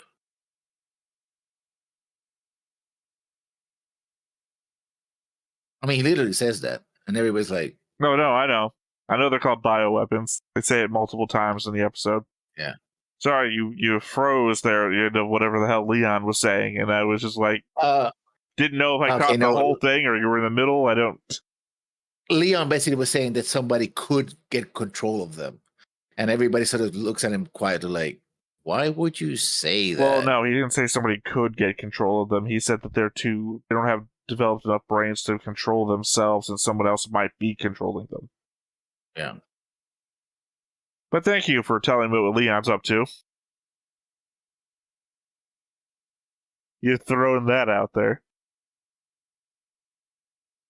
When last episode is describing the problems with Fold, I'm glad it added the addendum that those limits were of all civilizations that originated from protoculture, specifically due to the fact that we know and have discussed the fact that the Proto-Devlin could fold much further distances than UN Spacey Tech could, and that the Proto-Devlin aren't of protoculture origin.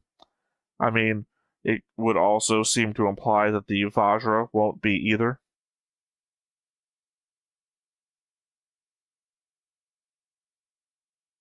Alright, words are better than gestures, though. Okay. I'm looking down at my notes, which means I'm not actively looking up at your... The same thing I heard as a kid. Use your words, I can't hear the rocks in your head shake. Oh, that's pretty intense. Elmo Krindak's flyer, which has his name on it, by the way. So, not super happy that this is what my guy's bloodline has turned into. Has a website and email on it. Website cannot be reached, it seems. Try for trying's sake. But also, his email handle has mid-May, and the email server is French. I mean, technically, I imagine they're trying to be cute by using .fr to mean frontier, but in real life, that's for a French website. I mean, I don't know. Is he a descendant of Krindak or just simply shares the same? Again, we don't know how the lifespan of a Zentradi is, especially when you have the ability to switch bodies all the time. You can conceivably freeze one body, live out a lifespan in one, move to the other, and conceivably switch to whatever other ones. So once you're done with another body, just move into another body. There's no reason to just have two. Yeah, the whole micronization thing. It's cool, but it's not well explained. I mean, at this point in the whole non-explanation thing, we could literally have the immortal Zentradi. We could have a Zentradi who's been around since the very beginning, who's just been changed bodies. Also, even other cultures can macronize, because we know of what was the name of that culture with the Max? Hair? No, the hair. The hairy Max arms. did it. Yeah, Max. Well, he maxed it in the movie, which is canon, apparently, according to 75% of the comments. Yeah. Oh, no. Oh, yeah. You're saying that one comment. Maybe the one that I read. Not all the ones I haven't read. Because I've just stopped fighting the fight of mixed canon. It's a mixed canon. Well, if you're not reading my responses and you're not listening to the ones I'm saying, then there's no fight here. It's mixed canon for me. No, but on screen, outside of the movie, we also seen another character who got macronized, and they were not Zentradi. Sure, but do we know that the Zola aren't naturally giants? No, I think they made the point that was something very weird that he would macronize himself. Like, oh, he's the only one who's done it. Everyone else is like, well, look, you ranked that guy into like the A tier of all of characters in Macross. That guy who has, I think, 7 voice lines in the entire show. I mean, I like the character. I think he was also at the very end of the list, and you were getting bored. I'm literally saying that I think you've misrepresented this guy, and at the same time, can't do anything about it. But that's what I'm going to say. Dude has I feel like you like the characters who don't get enough time to ruin themselves, is what I'm seeing. I really love the 4-episode run. Those guys are perfect. I like this guy who was also in 5 episodes. I know his motivation, and he didn't have the opportunity to ruin it. Look, I think it's really hard to say he's anywhere near, oh man, all I can think of is your thing now, Gimli. It's not his name. Gamlin.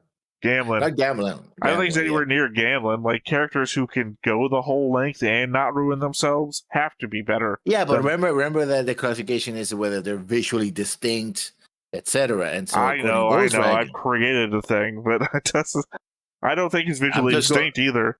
You got a whole fucking race of giants. Yeah, but not. Let's just move on. Sure. Don't fucking hate it though.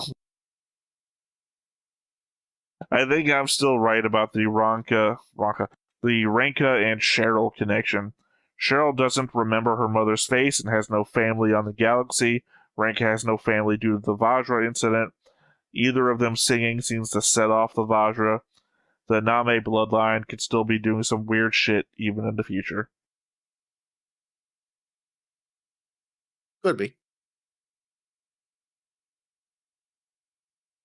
Alright, last thought here. Last episode, the mission/code/member/documentation information that pops up on screen when they are about to launch for the Galaxy ship that is being swarmed by the Vajra. More of the Oakley/James Stewart Google Goggle. Sorry, written as Google. I meant to say Goggle deal. Just reusing all that text again. Get your hate blockers today. Well, I mean, I never heard of James Stewart before this, and I certainly have not actually Googled him beyond figuring out that this is all just copy and paste of a news article. But it really feels like they only Googled one thing. Well, I mean, like, you got it, like, what, the first episode, was it? It was like the first 3 episodes. We had that, right? So it's either they made all the episodes at once, or they Googled one thing, copied and pasted it, and then saved it to put into the background of every shot that they animated afterwards. True. I mean, that's they couldn't have just Googled. Yeah, but they couldn't have Googled new text. It was really hard to make sure that the text you were copying and pasting didn't have like something offensive in it. So we checked one thing. This is it from now on. They're never gonna read this. Even in 2004, we couldn't pause a scene. You can't pause a DVD. Or VHS. You can't pause a Laserdisc. You can. I know, I was being sarcastic. The whole thing was sarcasm. Yeah. Well, that was the thing, is you could pause a Laserdisc. Laserdiscs were pretty popular in Japan. Like the States, where it would take a lot of money just to... Well, they were expensive, and then most people who used them also used a projection television, which made it even more expensive, so... I used to know somebody that had a projection television, and their thing was that it would cost so much to get it repaired. And just setting up, too. But you know, I mean, we had the whole conversation about the Laserdisc thing when it comes to Legend of the Galactic Heroes, because the subtitle rips come from the Laserdisc release from Central Anime, or Californian Anime. I still can't remember the name. I know it's CA. Alright, well, that's the last of the thoughts. I guess let's go ahead and go into the board. And yeah, let's go ahead and check out the board. And again, this is mostly for you to look at and comment on. A lot of white lines this time around because I don't exactly know what to do with some of these relationships.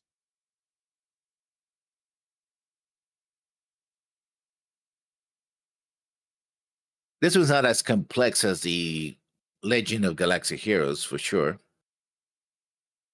That one's not even complex. Literally, it's a lot of like individual characters at the moment. Just one line connecting everybody.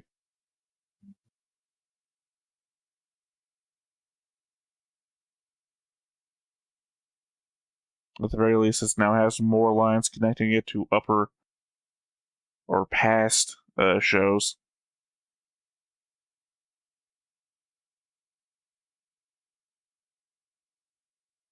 Lessons of silent observation. Just checking. Okay. Oh yeah, you included the crew of the Macross quarter. Okay. Captain Jeffrey Sexual Harassment Wilder. Well, as they said in Uh, the episode, is it sexual harassment if it's wanted or appreciated?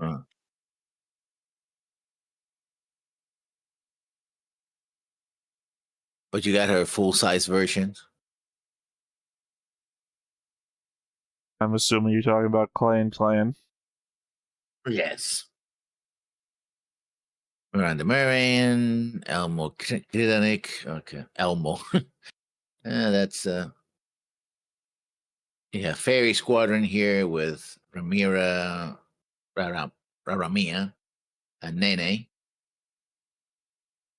Oh, so that was his brother. Yeah, Isaburo Satome. Yeah, his brother with his dad. We talk about whether he was his brother or his assistant. Yeah, it was his brother. Yep. Well, there's a lot of family members going on in this show. Yeah. And quite a few of them tied to past people. Ranso the asshole Satome. Yeah. Okay. Well, I mean, all we've gotten from him is that's not my son. Yeah, that qualifies as making someone an asshole. Well, it depends. We don't know what Alto's done. Don't automatically make the old man the bad guy. We're old men now, Lessons. We've got to default to our own. I don't know. I like Alto. I default to people who are not assholes. Well, we don't. Unless you default to this person's an asshole before evidence.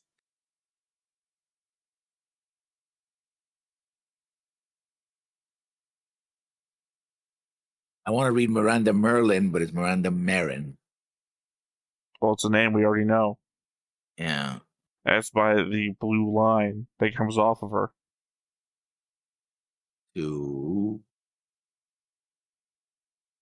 who? So you said to who, and I just saw your line, your mouse just stay there. Like, well, you gonna follow it or? Wait a minute. He's a family member of Jamis Marin? What do you think? You know how, let's see, what is it? Claudia LaSalle and Edgar LaSalle kind of spell their names differently? It's just one letter off. Marin and Marin. Yeah, but what's the proof that they're family members? Their last name. I don't think that's enough. Occupying the same position in the show as well. I mean, that seems a bit of a stretch. I don't think so. And you know me, I am one of those that's don't put it on the board unless you're certain. I am putting down that I'm certain for this. These two people are related. Okay, based on their last name.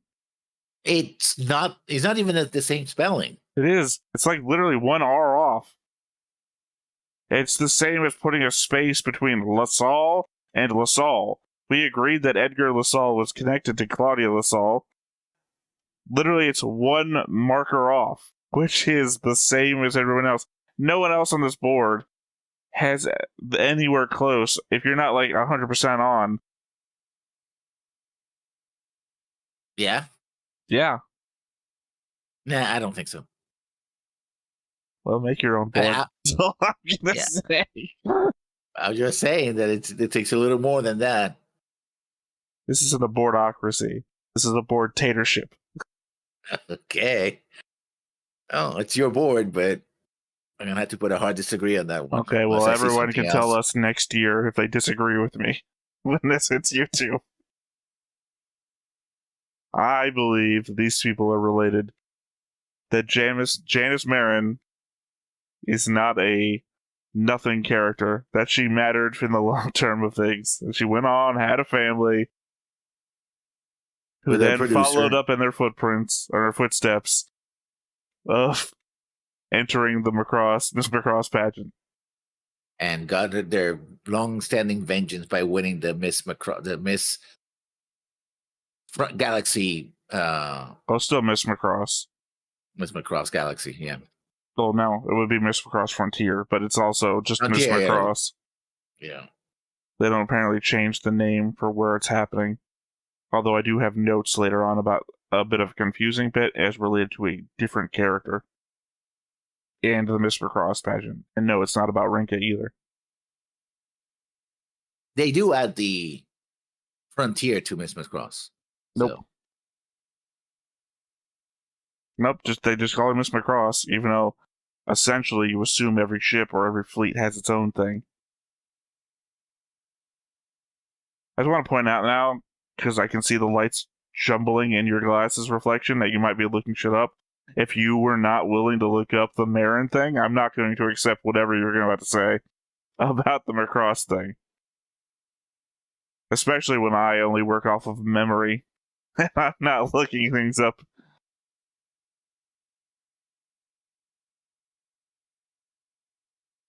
And you've given me the way through here of just, if you try to say something, I'm going to say, oh no, you're frozen.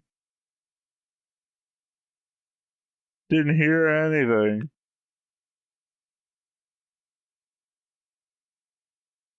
Anyway. Yeah, I wouldn't even know, given we've already discussed how bad the write-up for a bunch of this Macross stuff actually is, where you would even go to look this stuff up. Yeah, the Macross wiki is not help at all. Yeah, we've probably put more information out there into the ether by watching the stuff and commenting on it than is actually written down in the episode things. Anything else from the board?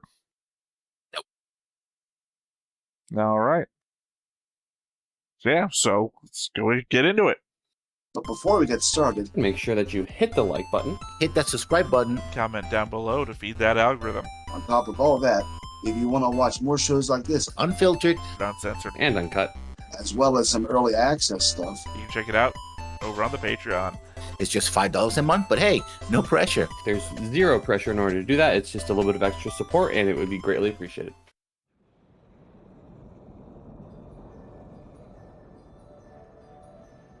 Probably not a great idea just to have them on deck. Also, that makes sense. We've seen how far Rinka actually is from the concert. She's like a fucking city away from the concert. Yeah. フロンティアに先立つことを数年前に旅立った21番目の巨大移民船団。大企業が企画立案し、先進技術を惜しみなく投入したギャラクシーは大航海の間にも技術発展を続け、サイバネティクスやインプラント技術など他に類を見ない高度なテクノロジーを持つ。I just talked about it. だが、そのギャラクシーですらバジュラの攻撃の前。That's a privatized fleet, I guess. They're all privatized. We got over the capitalism of the new future 2 recordings ago.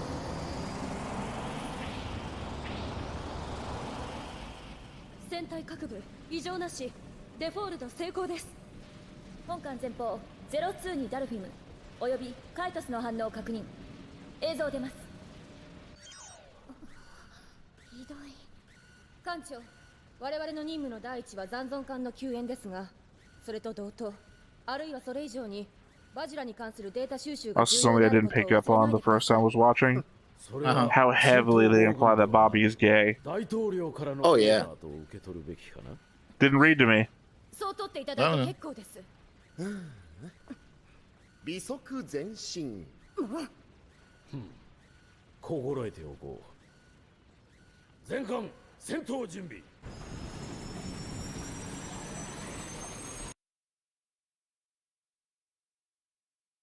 Weirdly, that they show how good Frontier looks on the inside, imply how bad Galaxy is on the well, not on the outside, but imply it from the outside by Cheryl, and then imply how high tech it is Like, it's the best of the best, even though it was, put out years before Frontier did. I mean, if it's supposed to be this experimental ship, basically, by corporations who want to push the boundaries of technology, then yeah, corporations are not known for caring things like for pollution and stuff. Like, yeah. Well, I mean, I'm just implying that if it's supposed to be the most high-tech thing out there, but it's still using backwards, like, implying that chemical environment is worse than I still don't know what the last word I'm looking for here is. Yeah. Biostasis? No. I'd know it if you said it, but I can't, like, offer any aid here. Yeah. They literally, I think they go over it, like, last episode. When they're in the the deck, looking through the telescopes, and he just randomly spawns Renko with Michael. Mm-hmm. Actually, no, that would be 2 episodes back, because that would be when they go to the mall. Yeah.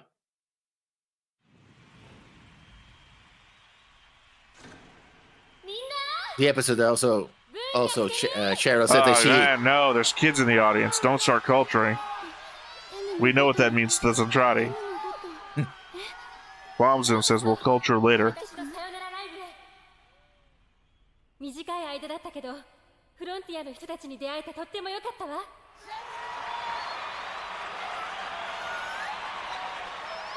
ありがとう。いろいろあってみんなに心配かけちゃったみたいね。シェリルさん。でももう大丈夫。今夜もいつも通りマクロスピードで突っ走るよ。だから。Which Macross? If it's Macross 7, that's pretty slow. Okay. We're doing the magical girl transformation, I guess? Well, no, she's been making it for a pretty long time now. Well, we've already covered this with her conversation with Alto. Don't get me confused with my personal life, with my Actually, I think stage life. She's wearing an undersuit that I know that she's wearing an undersuit. We've already covered that in episode 1. I'm talking about when she had a conversation with Alto about being naked in real life versus being naked on stage. Mm-hmm.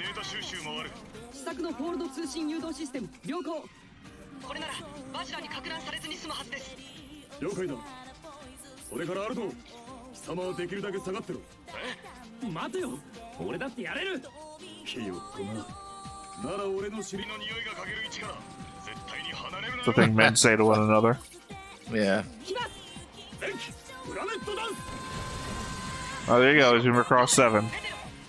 Oh, he's a fan of Firebomber. I think I mentioned that in the first episode or second episode.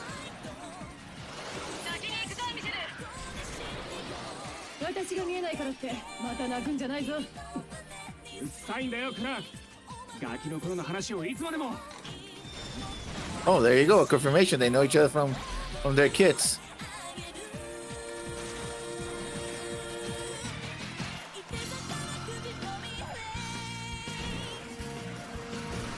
I'll do a breakdown of these lyrics later.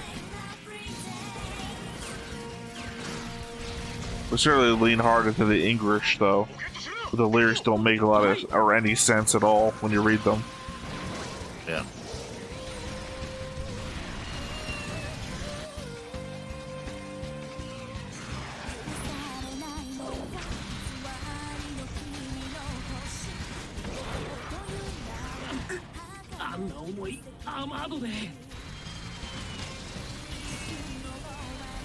I will say another, giving us a little time to see the earring hanging in the thing. I will say another disappointment I do have in Macross Plus, and this might just seem apropos of nothing, but the enemy I would have liked to spend more time on would have been Sharon Apple.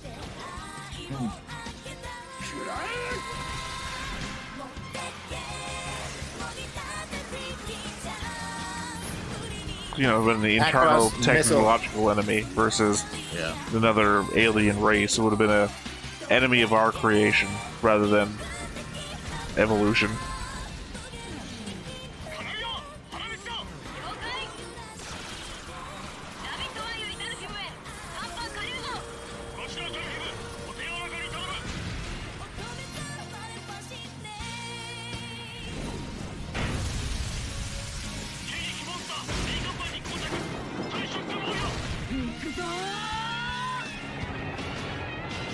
reaction weaponry. 死にたくない者は私の視界から去れ。ゲリニヒモンスター、くたばれ、化け物ども。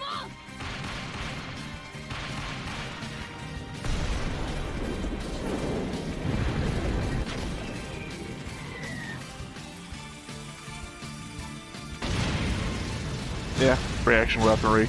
We're just fucking using it these days. I guess you don't even have to call in to the nuns. Yeah. I think they got authorized to do that before they launched. The authorization that we saw was the authorization that makes all the I forgot what the organization's called. Turns them all basically into soldiers of the government. Yeah.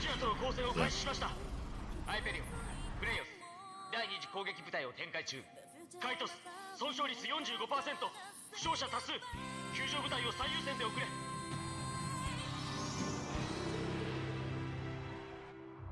Obviously that was Briar. Or Bryler, I can't remember. モニターの帰りが悪いわ。チェックして。どう？優勢よ。フロンティアの軍隊さ。思ったより優秀みたい。違うわ。ライブの方よ。っていうか、また回線に割り込んで盗み見して。 I guess she is half naked now. No, she No just took off understood the this. clothes. You didn't see that? Yeah. Yeah. She threw them back, so she's naked now. Or half naked now.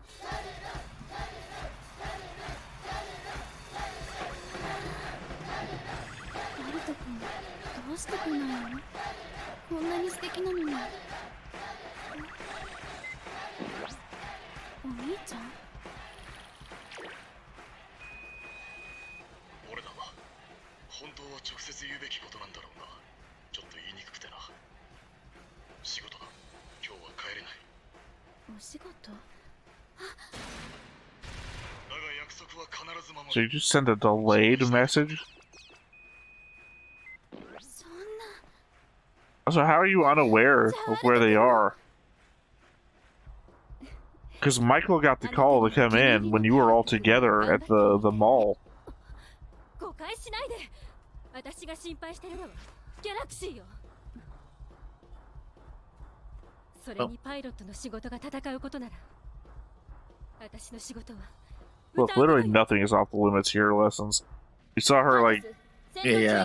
getting vibrated by a phone in a locker already. Like, what else? Yeah. That's when Lessons fell in love with the show.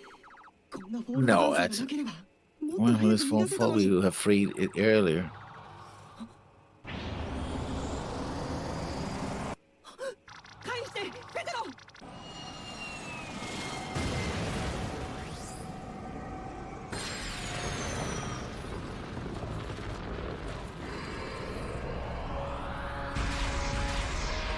Oh, when it came out, I didn't even know that was a Vajra. I thought that was literally just one of the ships.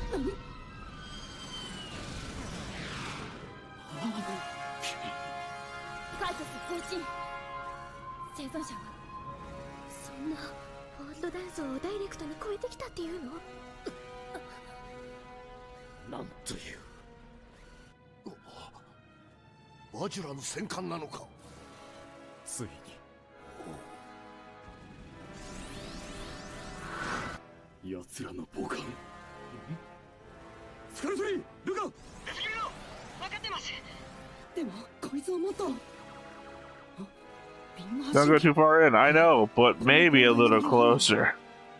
That's what I just told you not to do.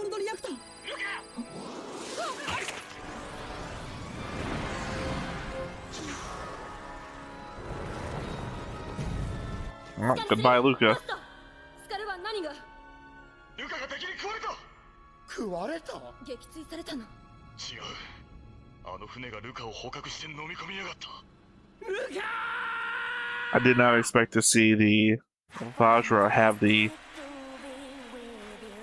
glowy arms of the main bad guy from 86.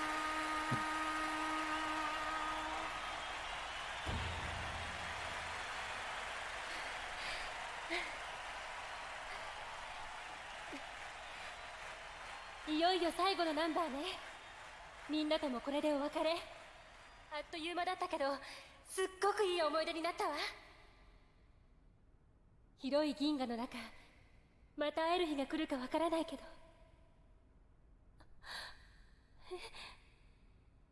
あれ、嘘。シェリルさん。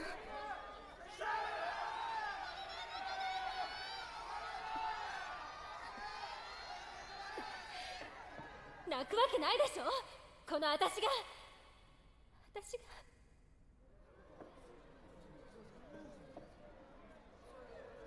That's very humanizing at the very least. Oh yeah. What the heck was that?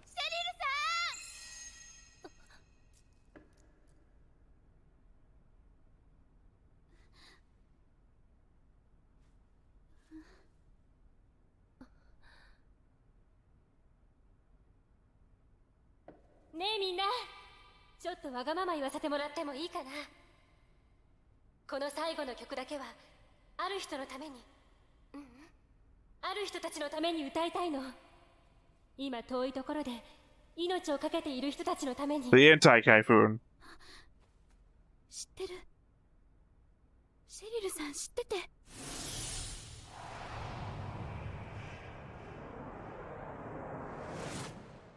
知ってて、それでも。そしてあなたにも一緒に歌ってほしいの。あ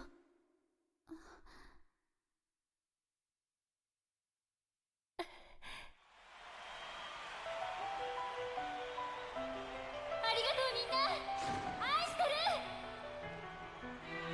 Sharon Apple never did that.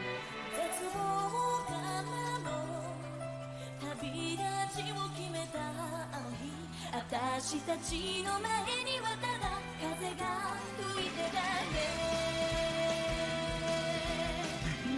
Also, the way Renka keeps holding her belly like she's pregnant, this is fucking weird. Yeah. お前一人で何ができる？アルト、相手はハリネズミみたいなカンなんだぞ。ハリネズミだろうがなんだろうが。 Sure. What I think when I look at a Vajra battleship is Hedgehog. I mean, I think he wants to mean that he's spiny and dangerous, but Sure. But That's all what I those- think of hedgehogs. Spiny and dangerous. Make sure you're not thinking of porcupines. probably.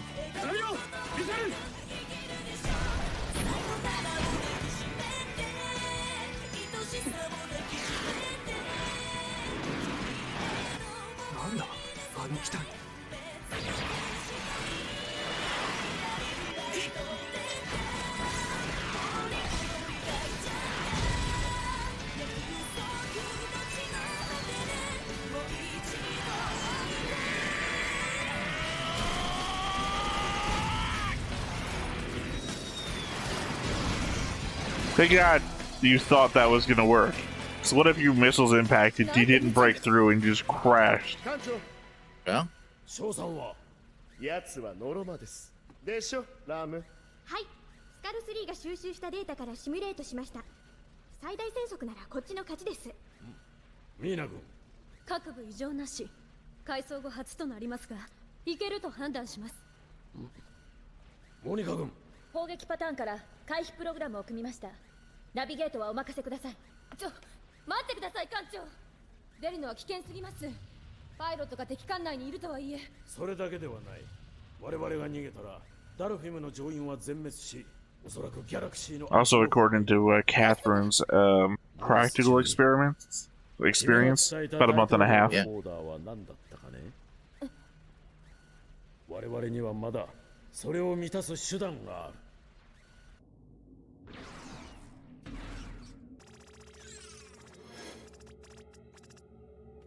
向こうか。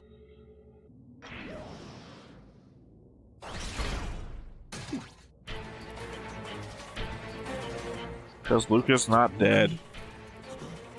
いや、これは。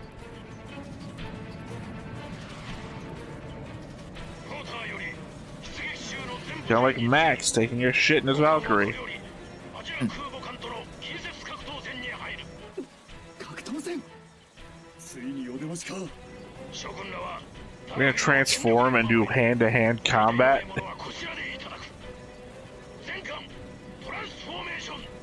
本艦はこれよ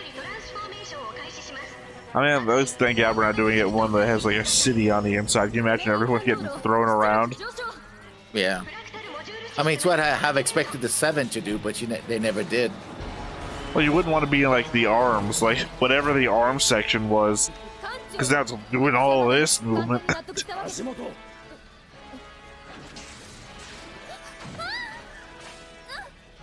をつけたまえ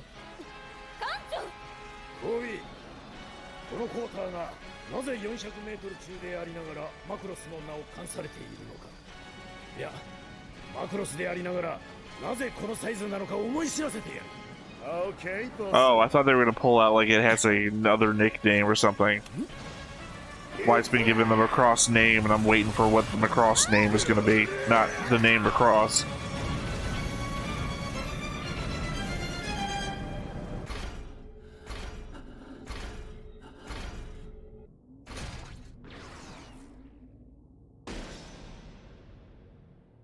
Luka! 待ってろよ。すげえ。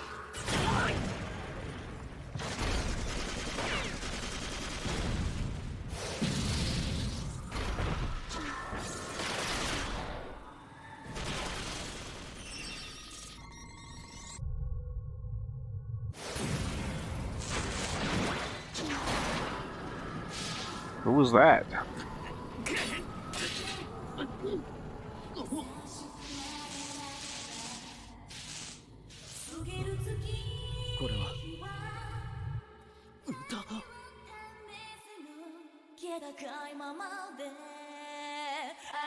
Oh yeah, I forgot to mention, Leon says that before they do the presidential announcement. Should we sing at them? Yeah.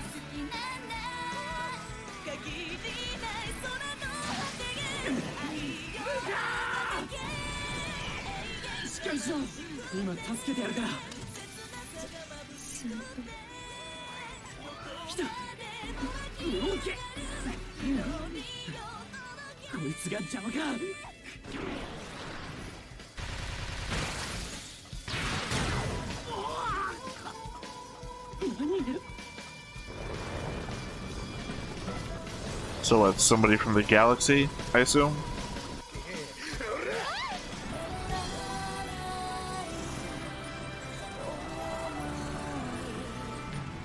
Just don't know what the face markings represent. It's obviously the only person I can think of with the face markings. Is Civil.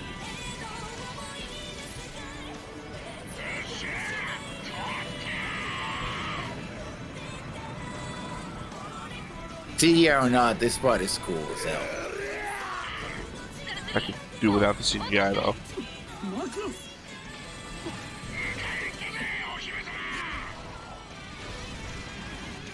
Oh, okay, so that was the model from earlier.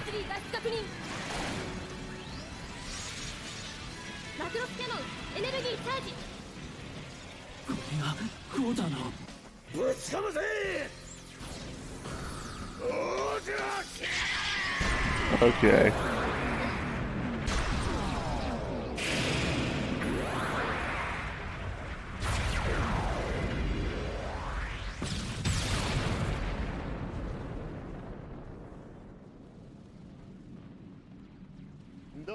So really, they meleeed about as much as the old SDF Macross did. Or even less so, actually. SDF Macross punched things. Yeah. クォーターの強引な運用に関しては後で問題にあらおめでた What the fuck is everybody implying? She got sick, but it's like he's saying like, "Oh, you're pregnant, right?" That's why she's sick. She all got sick. That's a joke.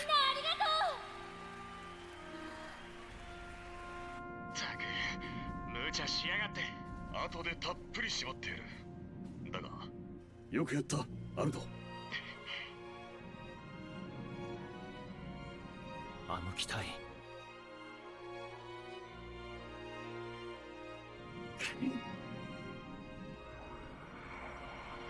Yeah, mysterious new character.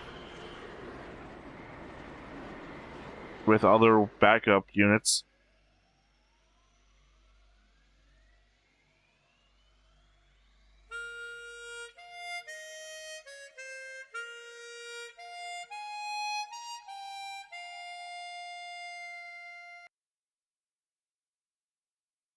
And new ending already. I don't remember the two green ones that were flying around him in fold in the fight. Also, I'm thinking who he actually reminds me of is the main character from... Oh god, it's one of the original isekai. Dot Hack. Oh. He looks like the main character from Dot Hack, because Dot Hack also has those triangle things on his cheeks.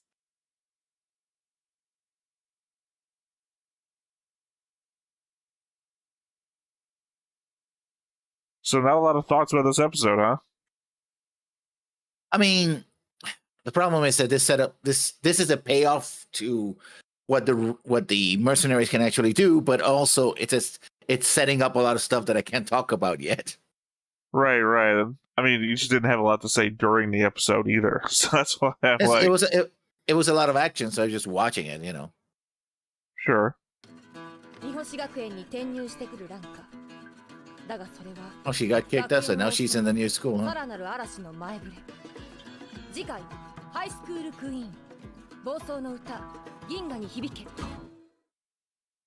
Well, she didn't get kicked out, she got suspended. But she's pivoting her suspension into leaving the school. Yeah. Which I guess is weird that Asuma's fine with that. Well, I guess it's fine because the other characters had keep an eye on her, right? The people he trusts. Like, yeah, I can't trust her to be alone at school, so you jackasses will work for me. I'm going to keep an eye on her. Do you got it? Got it. I guess that makes a certain degree of sense as long as you trust those people. I wouldn't trust Michael around Renka. Why not? What do you mean, why not? Why not? Well, you're the one who knows the show. I figure I don't have to explain that Michael is the womanizer. He's the one who's got all the girls hanging at school who are hanging around him, trying to chase down. The reason those girls showed up at the locker room, where we just talked about the vibrator scene, is because they're there for Michael's stuff. Michael is the one we see at the backstage of the performance that they're going to do, hitting on the girls, pretending that those girls are Cheryl because they're so beautiful. Yeah, but aside from hitting on those, just being... He spent the entire day at the mall with Renka. And did nothing. He was very respectful with him. Oh, really? In fact, really? Was he? He put an arm around her and kind of like did the, gesturing, hey, let's just go home? I think you're remembering that scene different from when I remember that scene. That doesn't mean anything. Yeah, no. I'm just saying that I don't know, maybe don't trust your... Technically, he regards her as a sister, so... don't trust your sister around your Top Gun modeled hotshot pilot womanizer. Your 1 year away from being legal younger sister. Although technically, I guess legal to the guy you're staying around because they're the same age. Yeah, we'll turn 17 next year. The guy who's constantly asking another guy, what do you think about Renka? In that kind of way that sometimes friends do when they say, are you interested? Because I might be. Or, no, actually, the way I read that was like, don't toy with her. Like, you better be serious about her. Right? No, it's the way that he's always happy and smiley when he's saying it instead of threateningly or no, he did threaten him once. Them. He was like, oh, you're with her? It's like, you better not screw this up. And he was like, okay. Again, we're reading these things differently. Yeah, I think he actually is a chipper on bed. I don't actually think he's interested in Renka. I'm just saying the threat there is more so, hey, they're all like horny 16-year-olds.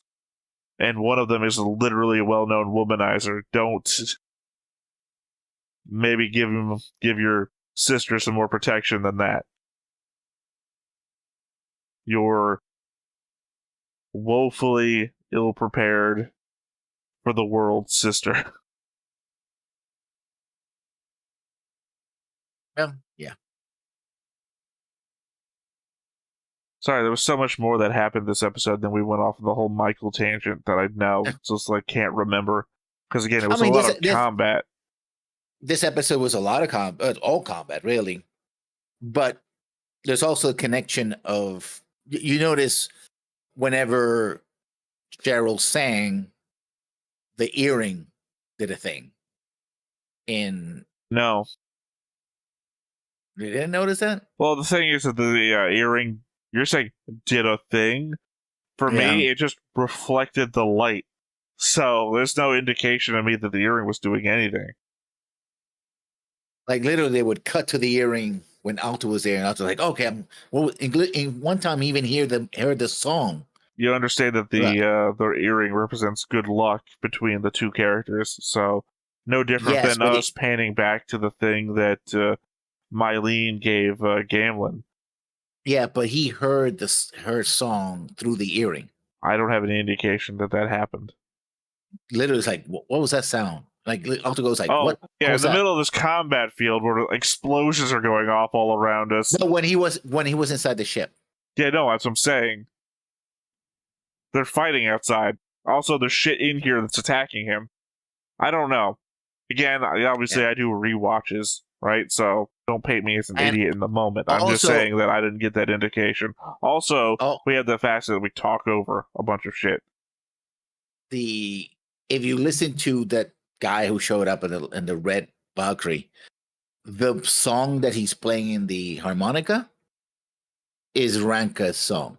I'm also going to re-indicate to you, because apparently you may have forgotten, that when I'm watching this with you with the headset on, I don't hear the music. Okay, when you... I hear the music at maybe like 10% of its original volume, so I don't. Okay. I pick up the words. I don't really pick up a lot of the melody. Okay. Sorry. When you go back and rewatch it, pay attention to that last scene when he picks the harmonica and starts playing. It is significant. I think that part of the reason some of the emotionality of some of this stuff escapes me when I'm watching it in reaction format is because I think music does affect me a lot more when I'm watching these shows, because obviously the soundtrack gives a swelling emotional beat to things that are happening. So when I'm watching a thing by myself, headset off, I'm hearing the music in full, things are hitting me directly the way it's meant to. When I'm watching it, even without you, like if I'm doing solo stuff, headset on, I'm getting muffled. I have to turn it down because sometimes if I turn it up too loud, the microphone does pick it up regardless.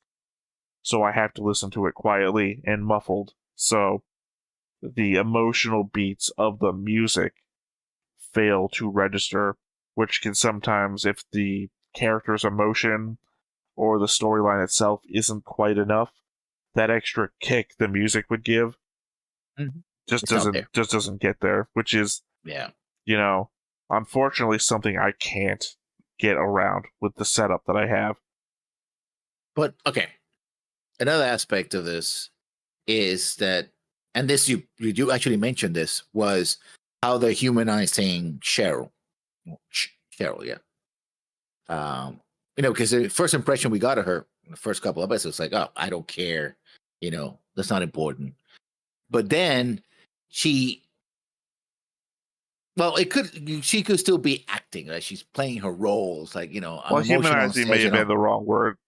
I was using humanizing in the form of this is more of an emotional connection than anything else that I felt, because everything else has just been playful and fun and it's not a lot of, hey, here's something I'm actually feeling, right? Because this is just like an emotional swell of everything coming together, and this is like the last time I'm going to be able to do things, and the last time is always more emotional than like anything you're doing in the middle. So yeah, it's very impactful. I guess this is more the most impactful moment with Cheryl so far. And also how her assistant calls her out about worrying about Alto. It's like, I don't. Like, she does the baka, I don't care about him kind of moment. Like the it's a tsundere. tsundere moments. Like, I don't. He's a pilot. I don't care, But she clearly does. So there you go. That was the whole point of the last couple of episodes. Mm-hmm. So again, this pays off quite a couple of things, like the relationship, the training for Alto, and he proves himself that he is a capable pilot in combat. Right? He doesn't lose his nerve, anything like that. Did they save one of the ships? They did save one of the ships. One got destroyed. But I know one got destroyed, but at the end of last episode, not the end, somewhere near the end, we saw one of the Galaxy ships coming through a fold with a bunch of Vajra on it, and we only ever saw that there was one ship. So then one of them got sunk, and there was another ship in the background. I couldn't tell if that was something that they brought with them. Yeah. I think they did manage to save the Galaxy. Well, the Galaxy wasn't here. No. This was the one ship that folded away from the Galaxy. As far as we know, the Galaxy's still under fucking attack. Which is why it's weird to me that we saw next episode just going back to school. God, it wasn't a show I was reacting to with you, was it? I just remember there was another show we were reacting to on the channel where we did this big combat thing, and then I saw the next time on, I was like, we just went fucking back to school. Oh, it was Witch from Mercury. Witch from Mercury, we have this, the very first time anybody's died, and then, huge combat scenario. We find out there's traitors in amongst us that have sold us out to the rebel group, and, literally, the last thing is, Suletta has literally used the Gundam to literally crush somebody with the hand. They're about to kill her girlfriend. They got the gun pointed at her, and the Gundam's hand just comes down. Bam! Blood's all over the place. Mjorn's covered in the blood. She calls Suletta a murderer for having saved her life like this. And then the next thing you see is the preview for the next core. They're back at school. It's like, you going back to school? We gotta go back sometime. So yeah, here we're the Galaxy is still under attack. We only saved maybe 1 out of 2 ships that got away from the Galaxy. And now they're going back to school. Literally, Cheryl is wearing a school outfit. She's going to the school now, too. Rank is going to the school. We see Alto's there, so they're not out in the fight still. Nope. They fucking gave up on the Galaxy, I guess. Yeah. Well, we'll see next episode what happens, but... Yeah, they go back to school. The incredulity that I had at Witch from Mercury Core 2. They just fucking go back to school? Unless your indication is that they're going to fly off to the Galaxy, beat it in, the first 10 minutes. And then the last, 10 minutes, or they go back to school. It's really hard to have school kids be introduced to a massive threat and then just have them go back to school. True. Unless you set up as the format, right? That we just like the Powerpuff Girls, right? They're at kindergarten, but then they get called by the mayor, and then they go back to kindergarten.